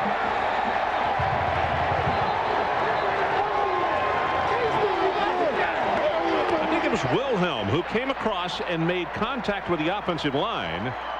All sides on the defense. So many mistakes. Touchdown. Score the touchdown for Pinnock. Number 12 this year. It looked like Ohio State even stopped in the middle of the play. South Carolina kept going. Pinnock is going to get the football. And there's nothing inside. They just couldn't bring him down in the secondary. Mike Doss just couldn't wrap him up. Pinnock extremely strong at a low center of gravity at 5'11", 250, and they're going to go for 2 points since they missed the last extra point, trying to make it a 28-0 ball game. Keep an eye on Scott. He is at the bottom of your screen. Yeah, they threw the fade for a touchdown right here earlier. He's calling a timeout, Mike. He's out there working against McNutt, and South Carolina calls a timeout to make sure they got it right. And Lou doesn't look real happy at this second time out here so quickly. It's a veteran football team. South Carolina. Good senior leadership on the field. Ohio State came down here, Ron, on December 21st, and reading some of the players' comments, they didn't want to be here on the 21st. They wanted to spend Christmas or near Christmas at their hometowns. And Jim Tressel decided to come down here early.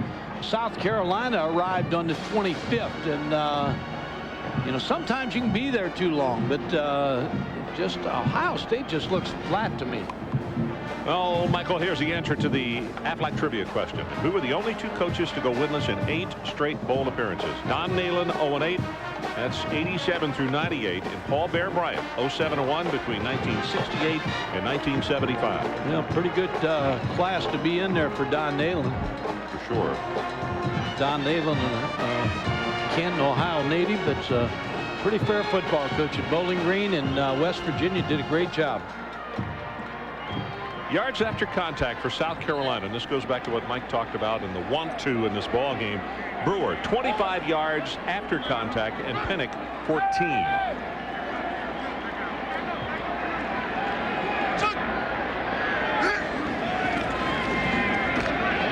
Drills it for 2. Derek Watson from the slot.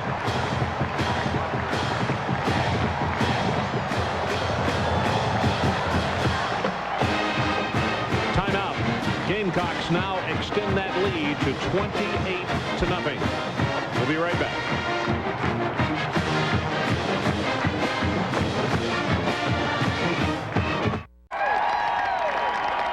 We're back celebrating New Year's Day with Loretta Sweeney. It's like for you? I can't even tell you how happy I am. It's just been, we've been rock bottom and now on the top, and it's just, you know, if we win this game, that's going to be just an all-time record for the school and for the team, and this is the greatest team in the world. I don't care what anybody says. How has he described going from 0-21 to the experience of this 2 Outback Bowls 2 years in a row and the way he has played? He's just so happy because, you know, he encourages the younger players. All the seniors are encouraging all the younger guys because they came into a winning team, and Phil has always said, you know, we know what it's like to be hungry, and you guys have got to step up and you got to continue this tradition. So, the Gamecock fans satisfying their. Okay, Adrian, I'm sorry your mic cut out there at the end, but very nice lady, and you can understand her pride. And, you know, conversely, the thing you also have to think of, there are a lot of parents here with Ohio State kids, and this is a bitter pill to swallow, the way things are going down 2 years in a row. But for the Gamecock fans, they did. They went through an unbelievable drought. And you're looking at Phil Petty. He'll probably be the most valuable player in this game if nothing changes. And the pass right there, complete to Vance. Going to be good for about 12 yards. 13 officially, they will now say. That tells it pretty well. She said, we've been to the depths, and now we feel like we're close to the mountaintop. And that's, parents go through a lot of athletes, and particularly on the college level. And a lot of folks don't realize the pressures that they have as well. Pressure right up the middle. Belisari going to be tackled, knocked down by George Gauze. And I'll tell you something, you better just remember, number 99 with South Carolina. This kid supposedly runs a 4.5 and weighs about 245. And they say he doesn't know what he's doing yet, but once he learns, hang on. On this play, he's actually held. They can't even hold him to get the sack on Steve Belisari. And you're right. He looks like he's got an acceleration for a defensive lineman, linebacker type. I don't know if I believe the 4.5, but he is very, very quick. I believed it on that play. Belisari, heavy pressure again, and he's going to be caught by Harney. Now it's getting worse for Steve Belisari in this football game. His protection is breaking down. Doesn't have time to find a receiver. Kenny Harney with a big-time play again on defense. Number 44 sits, now reads the play fake, now doesn't get picked up by anybody. And that's what I'm saying. There's too much standing around by Ohio State.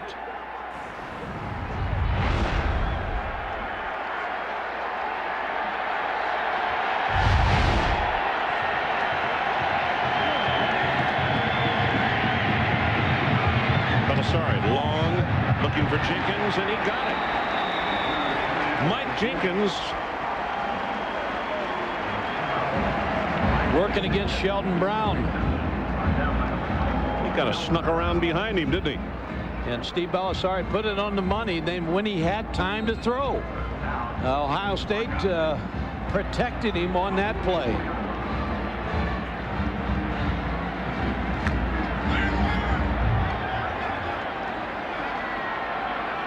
Lydell Ross in the ballgame. Now remember, he's a freshman, but he's also from right here in Tampa, Florida. Play action to him, and they throw this pass to Vance. And Vance will advance it to the 30-yard line before Antoine Neesmith. You're talking about Lydell Ross, and both you and I thought he may give him a spark because last year at this time he was a senior at Gaither High School here in Tampa, so it means something for him to come back here. Mike, he started the season at Ohio State. Didn't necessarily start, but he played as a 17-year-old freshman. He played well against Indiana. First start, had 124 yards and 2 touchdowns. And that's going to be contact. I believe, yeah, Moore leaned across and bumped headgears with Mike Jacobs. Prior to the snap, offside on the defense, 5 yards.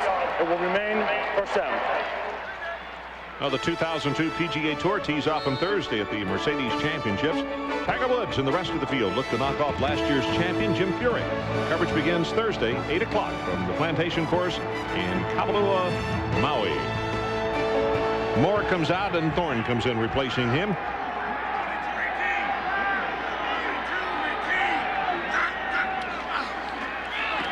Draw play, and here comes Ross. Ross all the way to the 11-yard line. And that's exactly what I thought would happen. The kid's back home. You know, what, you're looking for a spark. Bring the kid in the ballgame. That's nothing against Jonathan Wells, but it's... No, Jonathan Wells is a great running back. He has not had any type of holes like this is for Ohio State, but a good cut by Lydell Ross to the left side.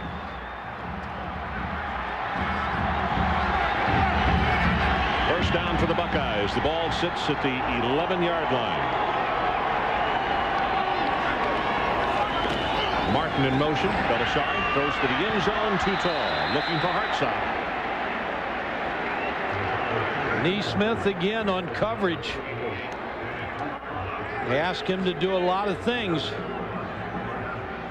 Blitzer, he plays the run very well. Good coverage on that play.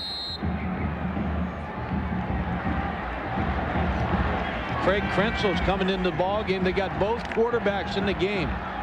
So Belisari's going to line up at tailback. Krenzel will go under center.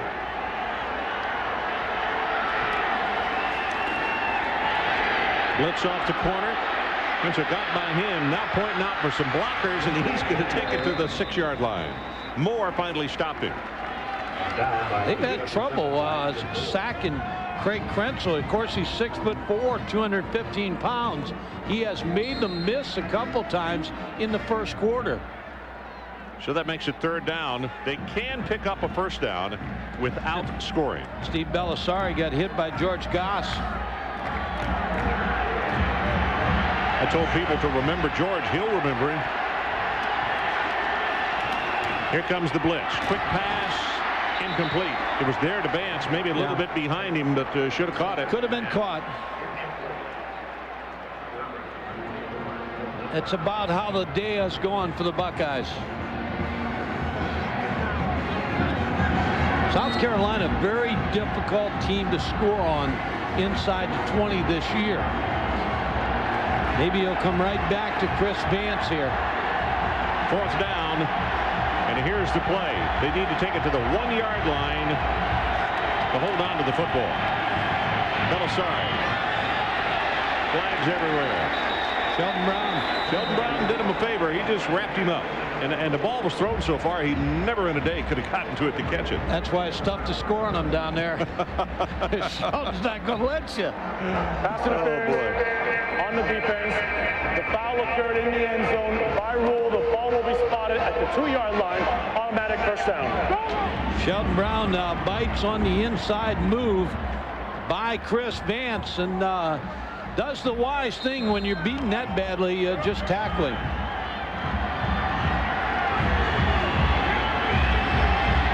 Jonathan Wells back in the ball game at tailback. 10th play of the drive for the Buckeyes. Wells, right side at the 1. Can't get it in. Belisari says, I picked it up and scored. Faison made the tackle, and the official said, nope, he was down. Down on the 1-yard line.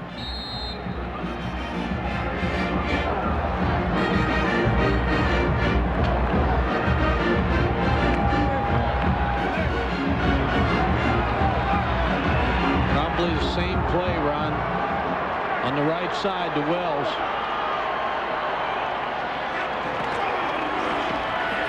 Takes it to the right, hit from behind, and guess who?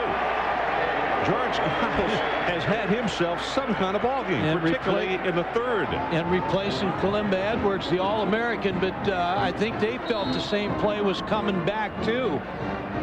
Same formation, same motion, same shifting, same results. George Goss making the play. 12th play of the drive coming up. It's Tyson Walder, number 77, the big tackle who's lined up on the outside, as the quarterback will keep it, and it's a touchdown, Ohio State. Steve Belisari takes it in.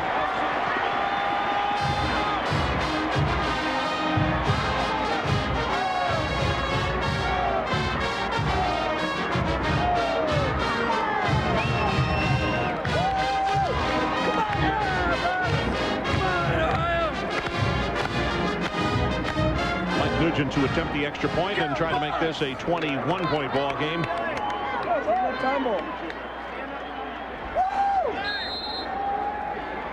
Here's again, Ron, here's a sign that you just don't have a team that's concentrating. Here you score a touchdown and you don't have enough people on the field to kick the extra point. And then they got plenty of time. I say plenty of time. Darnell Sanders hustles on. 5 seconds, 4 seconds on the play clock.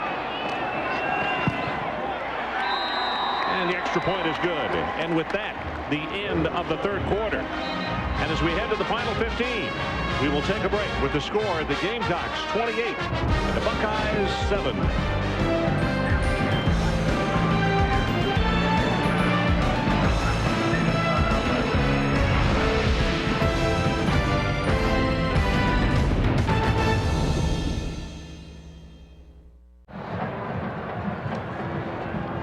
Welcome back to Tampa. The 2002 Outback Bowl, filled to capacity, Raymond James Stadium.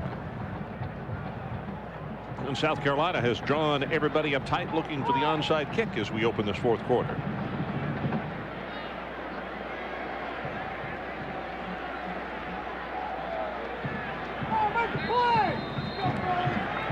Josh Houston, the kicker. Big cover.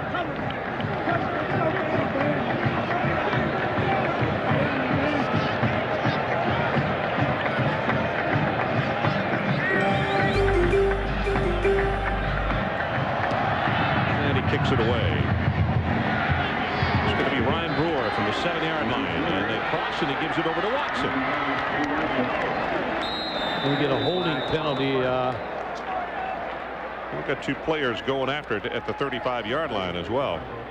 Holding on Pinnock. Well, let's take a look at the ESPN game track, brought to you by Outback. Petty, 17 of 28, 210 yards and 2 touchdowns. And in a fake punt, Ryan Brewer.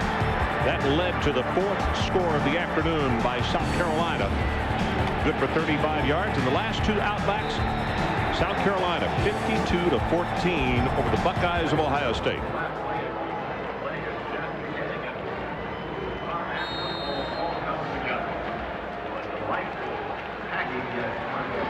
And Pinnock is getting the lecture on the far sideline about that hold that you were just talking about. Ohio State defensively is still in this football game if they could get a turnover here on South Carolina. Watson comes in. Also, Corey Jenkins is back in the ball game, number 9. And they put it in his stomach, and he takes it to the left side, maybe a couple of yards. Adrian Karsten will check with you. Ron, I'm with my very good friends from Outback Steakhouse, including Paul Avery, their president. Paul, we're very, very happy about the 4-year extension. We're going to be around to it. Yeah, well, firstly, I'd like to thank all the Outbackers around the country for all they do. If it wasn't for their commitment of taking care of our customers each and every day, we wouldn't have the opportunity to do some of these neat things like we're doing here. And we're very proud to be a title sponsor again for another 4 years. It gives us an opportunity to showcase our wonderful town here at Tampa. And there's so many people who come together and make this the really successful bowl that it is. Also profiles our company with 2 of the premier college football conferences in America, and gives us an opportunity to showcase some great Outback hospitality. Yet Coach Holtz, who comes to us and says it's the most hospitable, most organized, most fun bowl that he's ever been to, it really says a lot. And also gets you back in town for another 4 years. Fun to be back. I think Ron Franklin's got some leftover sirloin, as a matter of fact, Ron. No, there's none left, Adrian. Oh, my. Yeah, those people do a fabulous job at this bowl game and make everybody feel extremely welcome. Well, Watson, there was nothing to the right, so he showed great vision on that play. Little ad-libbing, and his quarterback, Phil Petty, was back there to almost throw a block. He sent somebody off stride anyway. He gave it to Brewer, though, and Brewer holding on to the ball for dear life as they're trying to strip him. Gains 3. When Mike Doss shows you how good a tackler he is, I mean, he's a hitter out of that secondary. Didn't wrap up on Brewer that particular play, but you can see the hard-nosed defensive back. He'll strike you. And Phil Petty, Ron, he's, you know, look at Mike Doss here, the big plays he's made from this year. But I keep thinking about Phil Petty. He's been the difference in this football game. They fake it to Brewer. He's got a man wide open deep down the field and couldn't pick him up, or didn't see. Matthew Thomas was breaking deep over the middle, and C. Grant couldn't make up his mind whether to pick him up, so he threw underneath to Brian Scott. Brian Scott just couldn't get it. The field, the inside of the field is chewed up.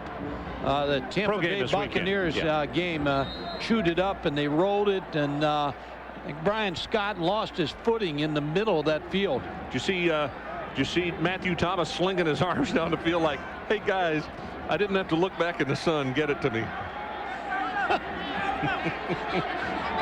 He's begging. Jenkins again at tailback. That was movement by the left guard. That's C.J. Fry, Jr. His dad is the track coach at South Carolina and has won a lot of honors. CJ has got a twin sister who runs track at Virginia. On the offense, 5 yards.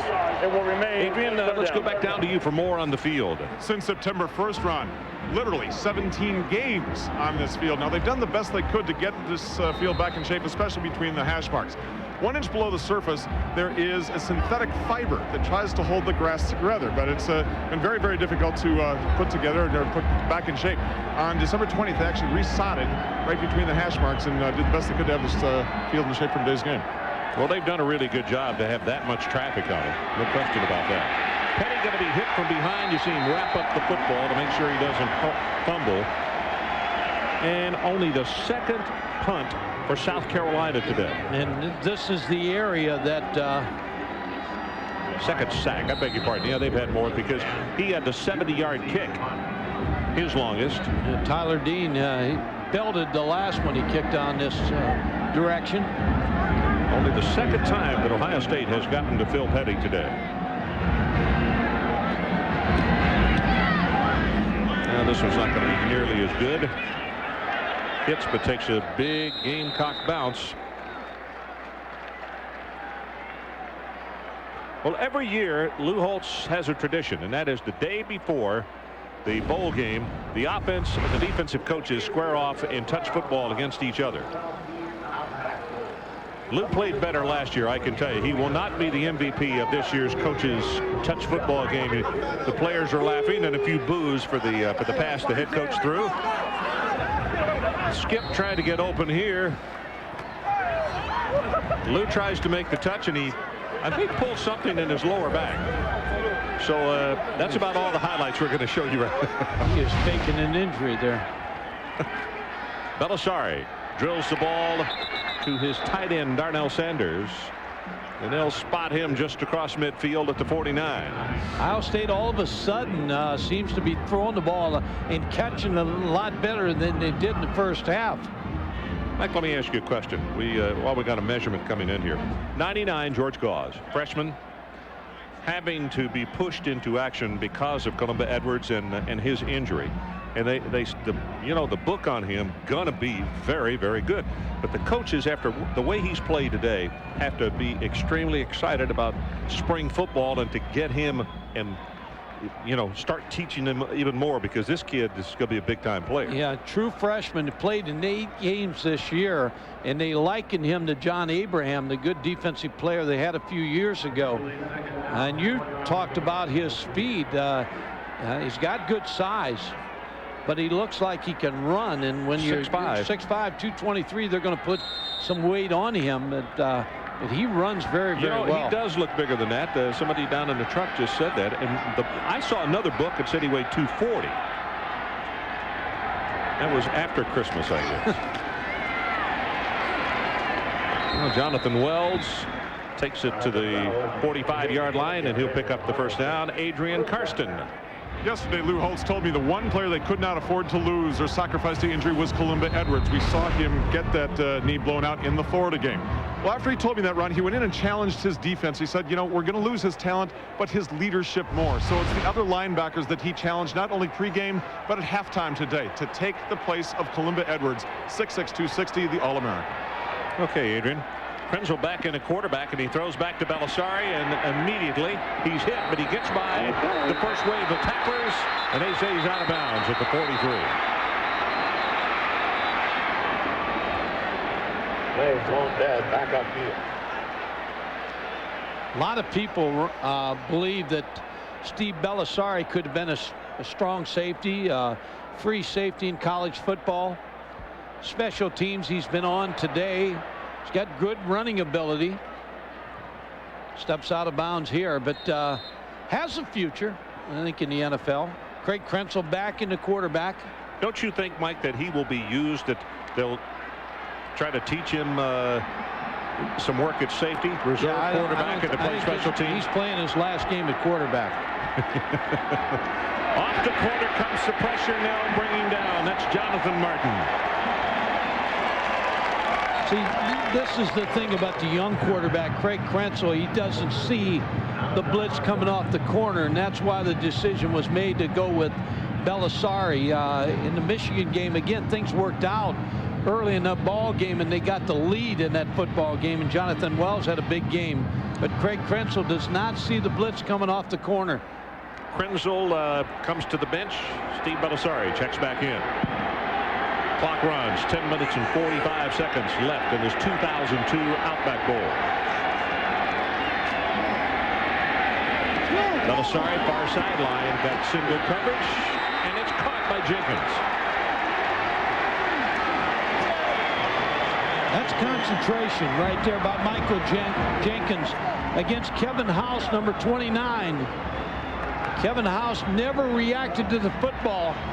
Big cushion on Jenkins. House in pretty good shape, but just didn't punch high enough. 33 yards in the pass play, and it's first down. That's a good catch. Put the ball down at the 16-yard line.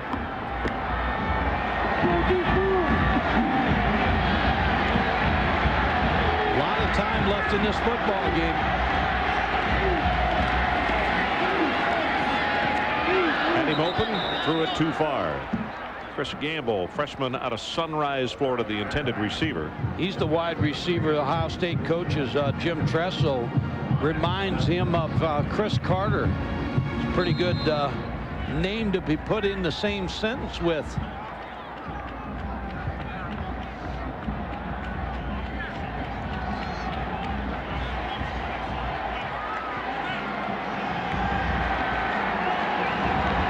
Ohio State trying to get back in this football game. Down by 21 points. Fake it to Martin. Here comes pressure on Belisari. Gets the pass wide open to Sanders, and he'll score.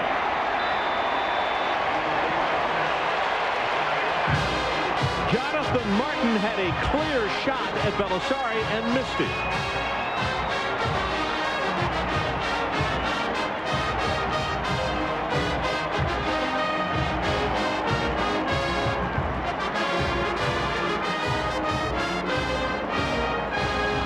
Mike Nugent tries to make it a 14-point ball game.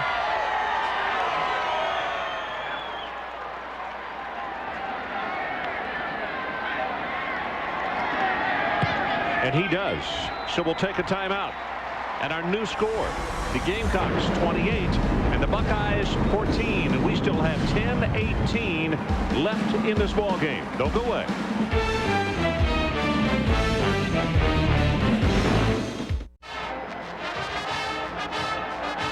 So we're back in Tampa, 28-14. It is a late wake-up call for the Ohio State offense. Do they have more in store? Take a look at this number. After beating Michigan and won the bowl in the same year, Woody Hayes 3-28.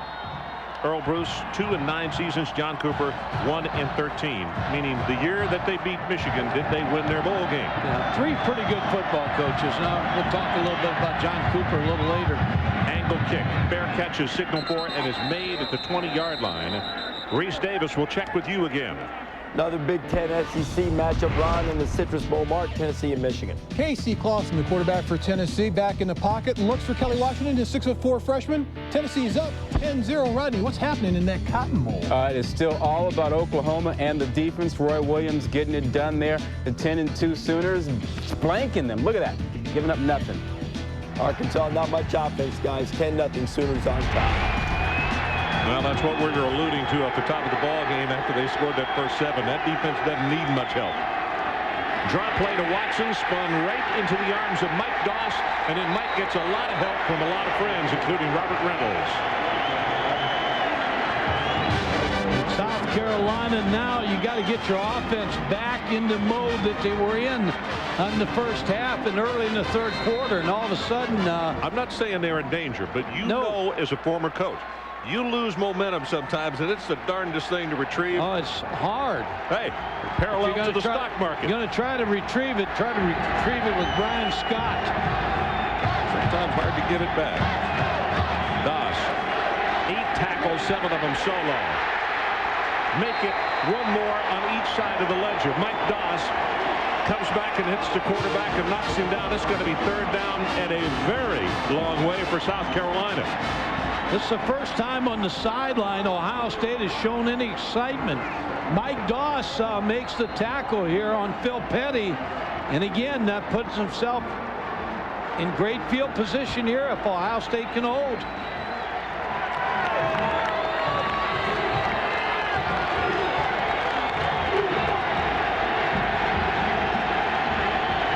So the Buckeye faithful up and making a lot of racket, wanting the Bucks to put up a stop here and get some more points. Way up in the air and almost intercepted. McNutt went high in the air and almost pulled it away. Good coverage again. Now the special teams have to take over. Tyler Dean did not get a particularly good quick kick away last time. One of the things Ohio State needs to do is the Gunners have done a good job for South Carolina. And number 4 has had a tough time, Chris Vance, being able to take the football and go anywhere. This might be one you go after. Ohio State has blocked a few punts this year. Doss has a couple. Line drive, and it's returnable. But just as he catches it, that's my point. The gunner did not do a good job, and now he's going to reverse his field. He's going to be tackled way back at the 27-yard line. They're going to get that halo call, I believe, on South Carolina. Crawford is the man. Crawford's been all over the place. 44 yards on the kick and -18 on the return.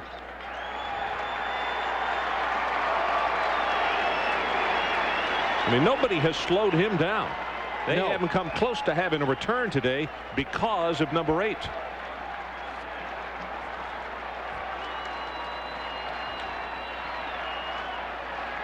Here's the punt. Here's the penalty right here. They're going to call the halo infraction against Michael Flint. Crawford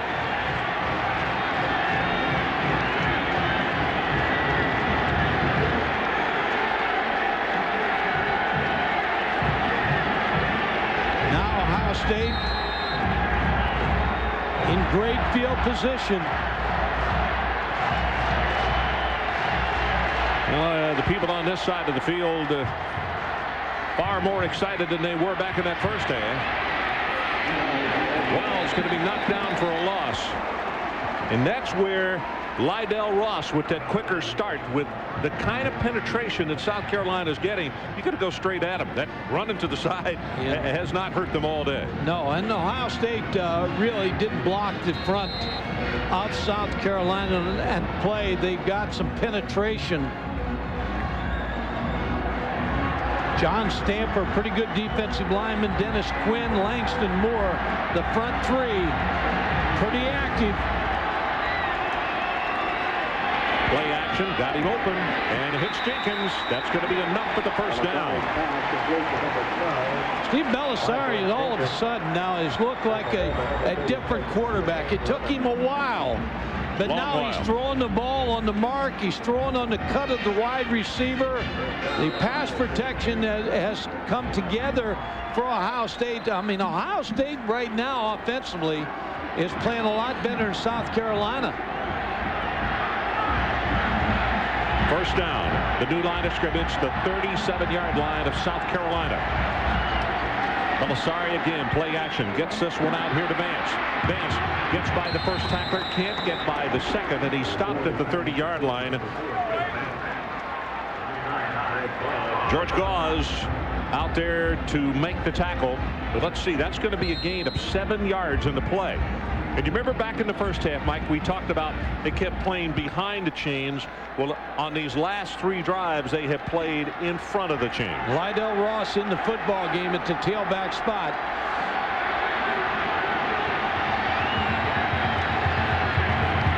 Fakes it to Ross. Pass almost intercepted. Wow. Neesmith had 70 yards of beautiful green in front of him. Got a hand on that football. Darnell Sanders, the intended receiver, trying to get him on a crossing route against the safeties. Jim Bowman, the offensive coordinator for Ohio State.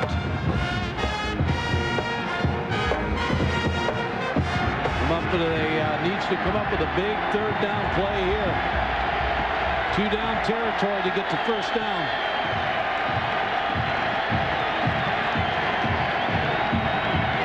Belisari, straight keeper here, going to cut back into traffic. He'll have the first down at the 25.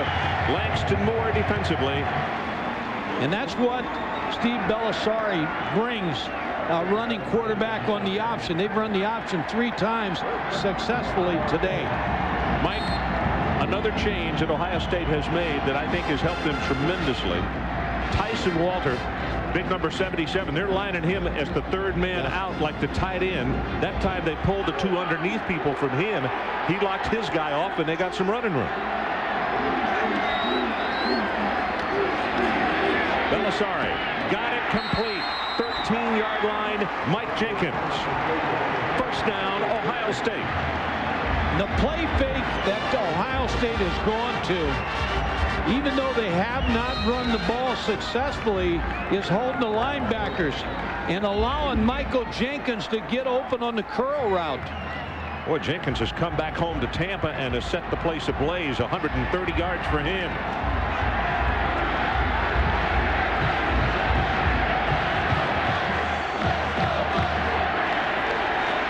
That's Ross in motion.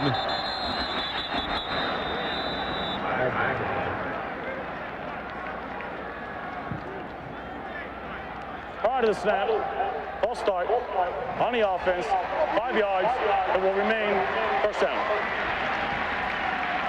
Well, that clock is beginning to move quickly. 6 minutes and 14 seconds left. But if the Buckeyes punch this thing in right here, this stadium is going to erupt. And they got all 3 of their timeouts left. Their crowd is in the football game now. And it's in the hands of number 8, Steve Belisari.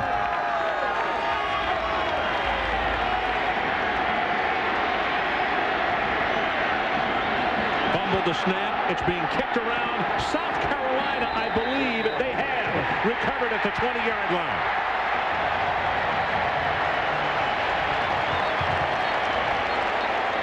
Jeremiah Garrison makes the recovery, and it appeared Belisari came out too quickly. Remember, LaCharles Bentley is not playing in this football game, the regular center. Mike Jacobs is the center. He's done a very good job all day. I don't know if Steve Belisari pulled out too soon.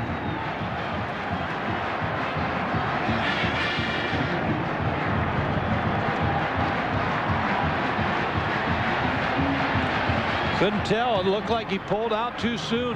Yep. Well, the stage was set for a heck of a comeback. But the turnover, and that ball fumbled in midair by Watson, and he gathers it in, but it's loose and not picked up by Doss. And Doss will be tackled at the 10. I think they're going to call that ball. No, they're going to call it dead. Ohio State ball on the 22-yard line. He was definitely fumbling the ball as he came into the line of scrimmage. So the Bucks get another opportunity.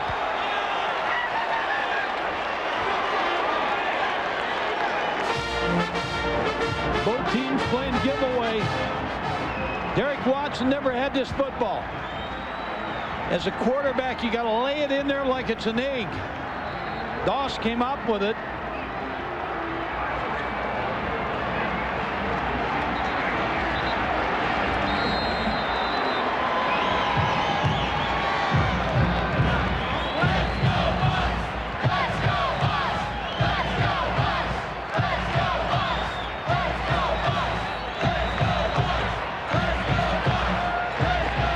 The 25-second clock might be what they're looking at, or the game clock.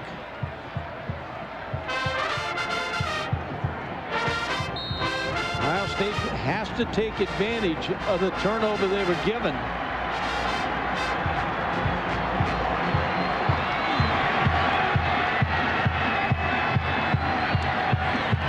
Blitz off to corner, picked up by Wells, going for the end zone, got one-on-one coverage.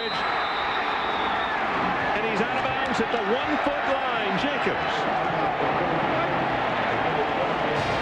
When you go to two backs and run the I offense and play action fake, they picked up the blitz by Antoine Neesmith. 22 yards in the pass play. Here's the protection. They block the corner off the short side. They get good pass protection. Then it's Neesmith versus Jenkins.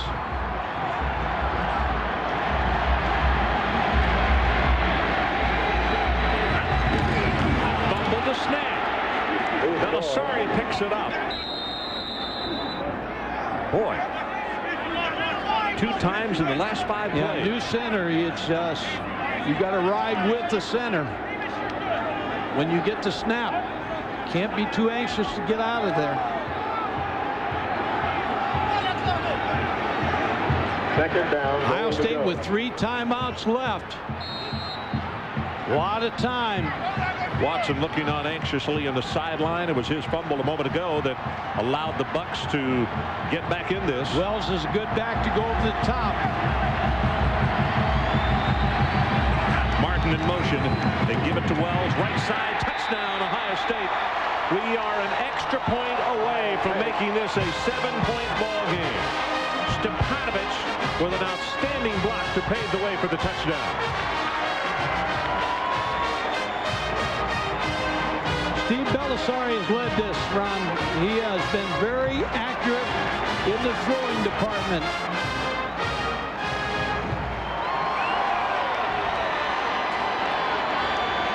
Mike Nugent tries to make it 28-21. And he gets it. So we'll take a timeout. 5:02 left in the ball game. Steve Belisari, what a story. Buckeyes within a touchdown. ESPN's exclusive presentation of the 2002 Outback Bowl is presented by Outback Steakhouse. No rules, just right. And in part by Ford, America's #1 choice for 15 straight years. Well, the Ohio State band playing away and trying to get their troops charged up. And a reminder, now in its 14th year, providing aerial television coverage of sporting and special events. The MetLife blimp Snoopy 1 brings you aerial shots of today's game and the surrounding Tampa area. Try to make an up backfield this kickoff with a fair catch. Houston, and he pooches it. Tries to get it in the hold at the 26-yard line. Neesmith. That was big right there. Neesmith smart enough to know he had time and not to fair catch that football. Wasn't high enough. But then he ran out of bounds and stopped the clock. Yeah, but he picked up that very valuable yardage.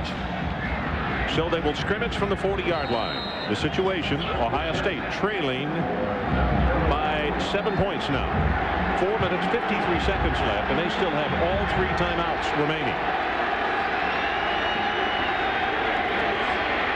Screen pass. Ooh, lobbed that one up there dangerously. Reese Davis will check with you again. Well, Ron, the Wolverines might need a Buckeye-esque comeback against Tennessee. Reese, we've talked about the tall receivers. Here's the Smurf, Dante Stallworth, a 33-yarder that sets up a big score, Mark. Quarterback Casey Clausen's just going to sneak in over his sophomore center, Scott Wells. The score is 17-0, Tennessee over Michigan.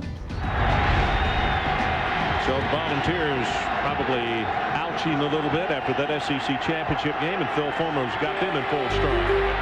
Running play, Cooper is going to make the hit on Pennick, and he'll stop him at the 45, and now it's going to be 3rd down and 5. And the folks on the near side of the field are going to let you know whether South Carolina picks up this 1st down or not. Ohio State has done a better job on Brian Scott in the second half, the corners. They're going to send him into the short side of the field, and he's going to work against C. Grant. That's the top of the screen where Mike is talking about.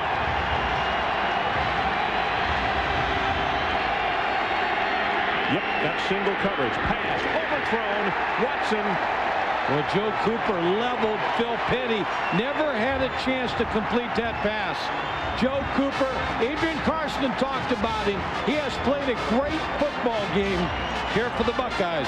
And I'll tell you, he has continued to work, as Adrian talked about in the 3rd quarter, continued to work his teammates, saying, hey, come on, guys, we can get this done.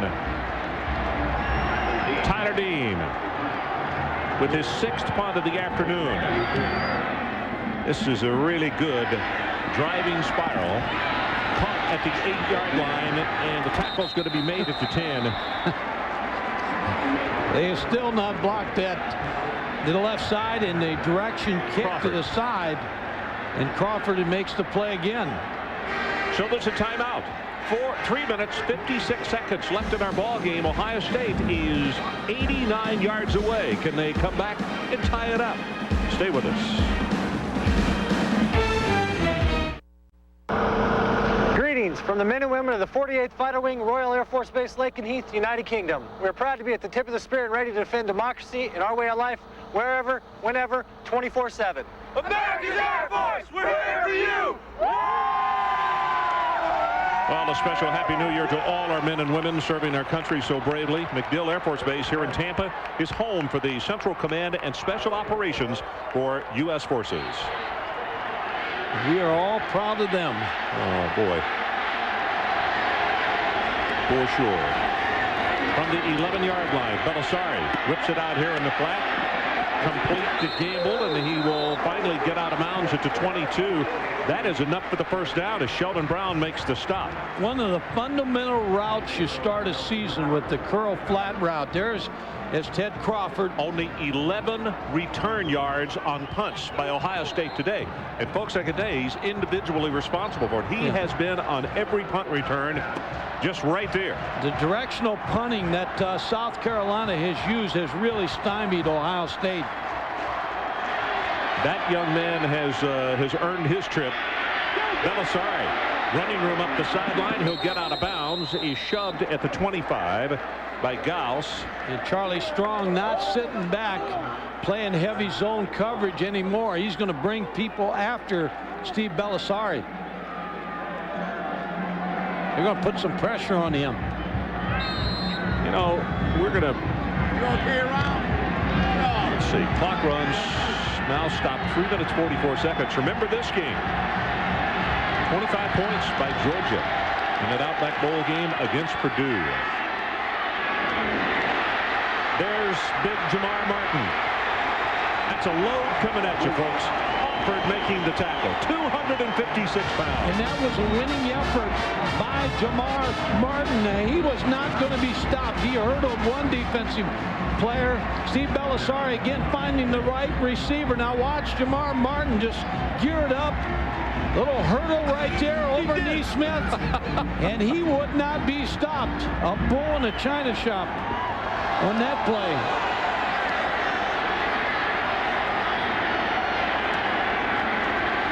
From the 44, quick toss near sideline, complete to Vance. And Ohio State has come up with a formula that is really working, and that is short drop, quick pass. Yeah, give credit to Steve Bellisari on the offensive line. Now, we talked about Mike Jacobs filling in for LaCharles Bentley, and that offensive line being patched up. They're protecting Steve Bellisari very, very well. Look at these numbers, Mike. Second half, 14 of 19, 228, and a touchdown. Blitz off to corner. Bellisari got it complete again at the 30-yard line, and here goes Gamble down to the 20. First and 10, Ohio State.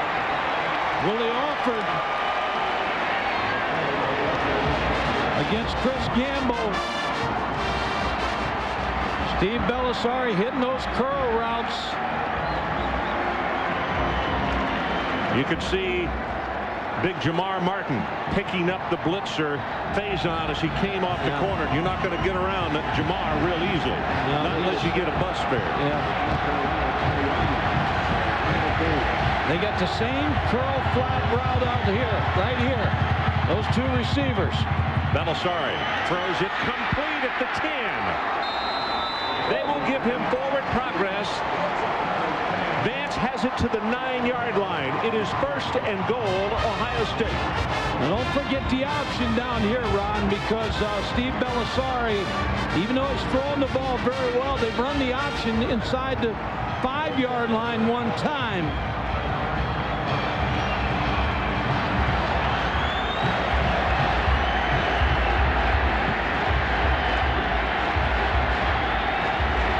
From the 9. Bellisari, pressure off the backside, gonna have to hurry. Got a man open and he throws it complete. Sanders.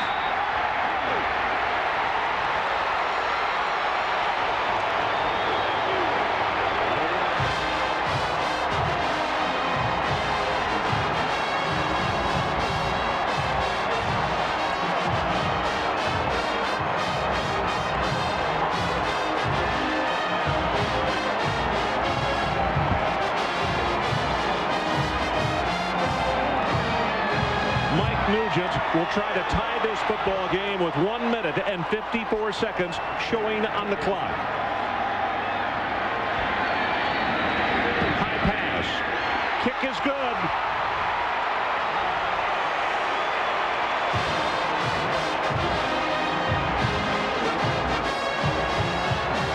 So there's a timeout. 1:54 remaining.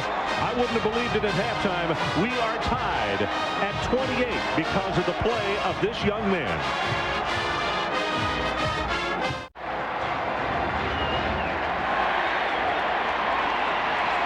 Okay, tied at 28. We're reading notes that are handing to us right now. This is the largest comeback in Outback Bowl history.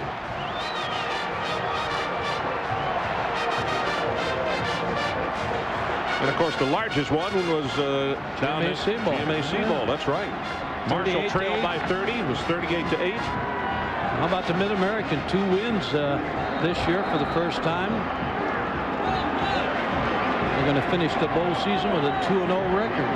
Mike, in a situation like this, kick it deep. You don't onside kick, do you? No, I would not kick it to Neesmith either because he got it up to the 40 the last time. I'd kick it deep as I could kick it. Going to come to Brewer's side. Ryan Brewer from the 7 and return to the left.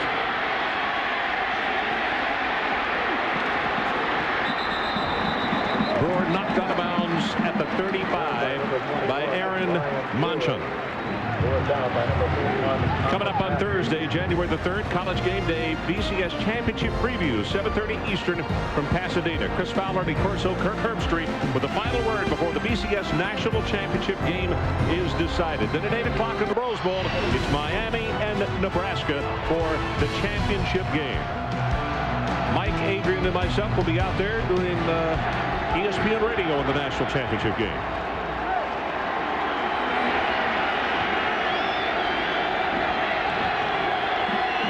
From the 35. Play action by Petty. Throws it complete. Short gain, maybe 3 yards in the play to the 38-yard line. Ohio State again swarming to the football, Ron.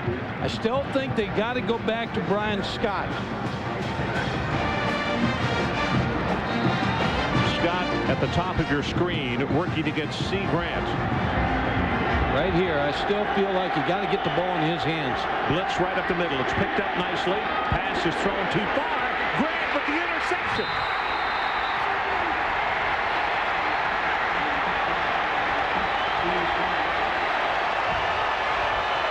Petty got racked. Celebration is going to be against Ohio State, but it's going to really hurt them, Ron, here if that's the call. Well, or the sideline warning again. Now the flag flew in front of the bench again, unless this is going to be a second warning. Tried to get the ball to Brian Scott, but Phil Petty just overthrew.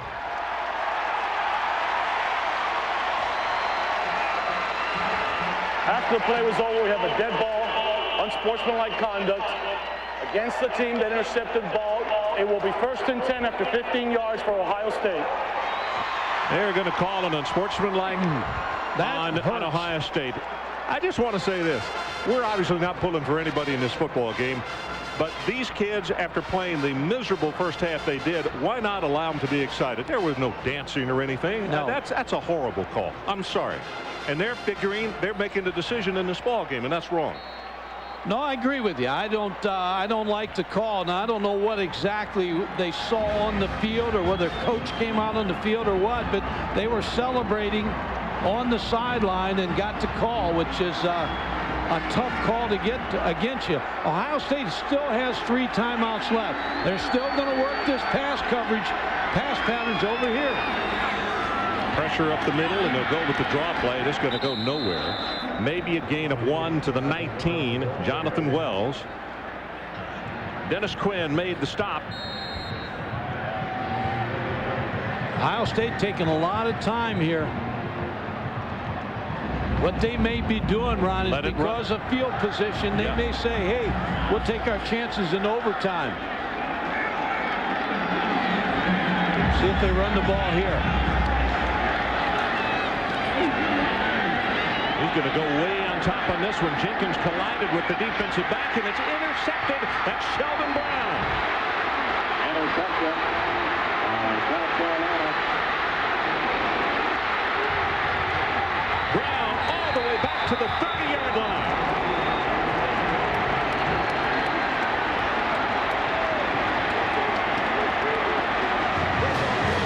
Now let's look at South Carolina's situation. Daniel Weaver, his longest 43 yards against Alabama. That was in 2000. I don't understand the play, because they had both wide receivers tight, and I don't know what exactly they're trying to do other than throw the home run, which was very well covered. And that's the only way South Carolina could get momentum to get back in this thing. They had lost the momentum. South Carolina needs about 10 yards to put themselves in position to win it in regulation and not have to go to overtime. Petty throws the pass, overthrown. Boy, he had Corey Alexander out there, but somebody got their hand on him. Yeah, got a hand out and grabbed at him. And he did the smart thing. He didn't throw it into harm's way. Will Smith, I know, was one of those pressured him, and it may have been Will. South Carolina used 2 timeouts because of substitution problems in the second half, so they only have 1 timeout left. Clock is stopped. 18 seconds remaining. We're tied at 28.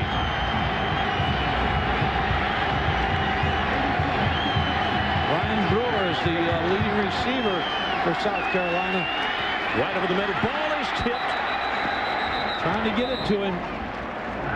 trying to get it to Brewer at around the 20-yard line. You go back on that penalty. That penalty was big because that was the penalty that made the Ohio State coaching staff play a little bit more conservative than they wanted to play. On the first down, they ran the draw play, didn't get anything. The second play was a bust from the time it was started. Scott was the man who tipped that ball on the last pass. 14 seconds left.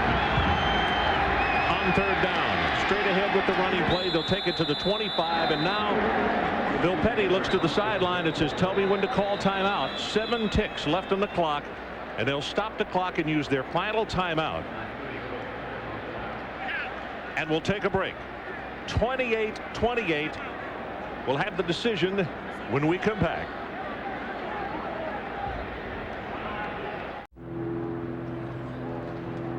Well, look at the scoring by quarter. Ohio State trailed 28-0 with 5:38 left in the third quarter.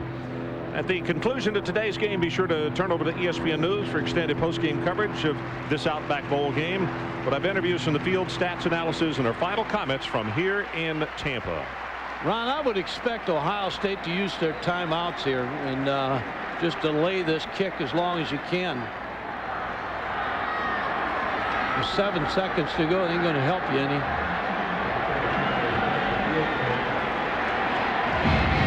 This is going to come from the far hash mark, and it's going to be a 42-yard attempt. And Jim Tressel is doing just what Mike Gottfried suggested. They're going to call a timeout, try to ice him a little bit, make him think about it. Well, it's been 2 different halves.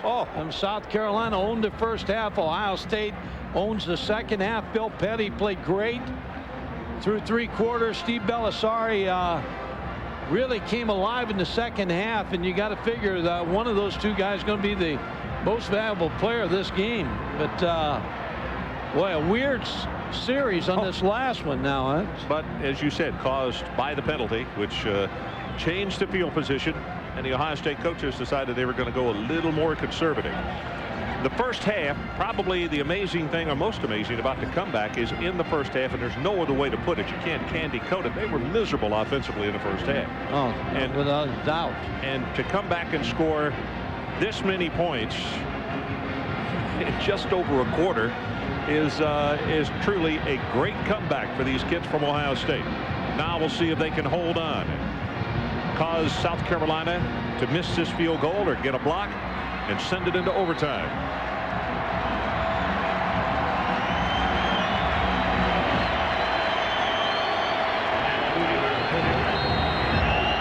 Daniel Weaver, sophomore from North Myrtle Beach, South Carolina.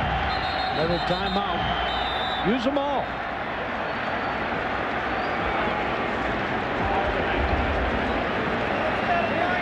So Ohio State calls another one. Still 7 seconds showing up there on the stadium clock. People on the near side of the field with their fingers crossed, and on the far side of the field, the South Carolina faithful, well, they have got their fingers crossed as well, but for a different reason. They want to see Daniel Weaver knock this thing home and everybody head and have a meal and maybe a little bit more celebration about the year 2002. Michael, what the biggest adjustment that you saw that Ohio State made, because it was a metamorphosis compared to the first half? Yeah, I think they protected the quarterback, Steve Belisari, a lot better. They went to a slot formation, which is 2 receivers to one side, tight in the backside. Used both backs in protection, so they loaded up the protection. They got the curl flat route going, and receivers held onto the football. Steve Belisari was very accurate, and Ohio State had everything going in the right direction. So Ohio State lines up, trying to block this field goal attempt of 42 yards. Got it.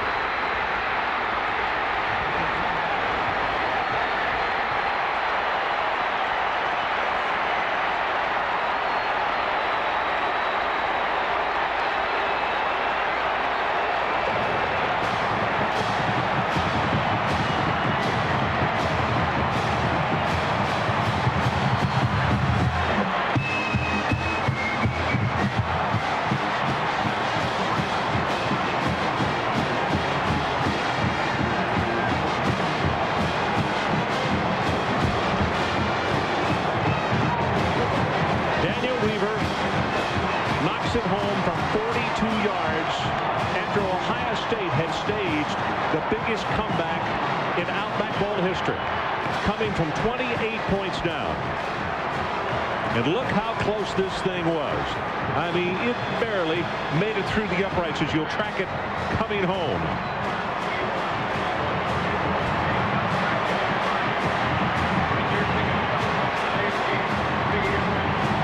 Mike, that thing may have made it by 2 feet, and that's it. It's a good thing they were not at the 43 yards away.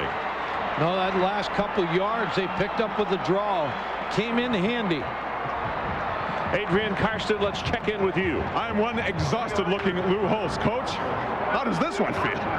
I just give Ohio State an awful lot of credit to be down 28-0 and hang in there and never give up. That was a great effort by them, but it was a great effort by our players. I didn't think that we could stop the run as well as they did. I didn't think we could play the pass as poor as we did, but let's give Ohio State credit. We found a way to win. What a heck of a ball game. South Carolina, never in the history of college football program have you ever gone to overtime. What were you thinking with that little time left in the clock? Well, I just never give up hope. I was hoping that Sheldon Brown stayed to the outside on that return. But, you know, whatever happens, happens. That's all. You know, if it would have happened, you go in there, we'd worked on it, we'd practiced, we'd given it a thought. But, you know, we beat a heck of a football team that really got hot, and I give them credit. But what a great game for our South Carolina. You know, we're 9-3, and I'm proud of our football team. Ron, sincere and congratulatory statements between both coaches right after the final gun. Okay. Well, our Capital One player of the game. Quarterback Phil Petty, 19 of 37, 227 yards, 2 touchdowns, and 1 interception. So the final score, South Carolina wins it 31-28 with no time on the clock. Be sure to tune over to ESPN News in just a moment for extended Outback Bowl postgame coverage. For Mike Gottfried and Adrian Karsten and our entire ESPN crew, I'm Ron Franklin. This has been a presentation of ESPN, the worldwide leader in sports. And congratulations to the South Carolina Gamecocks, champions of the 2002 Outback Bowl.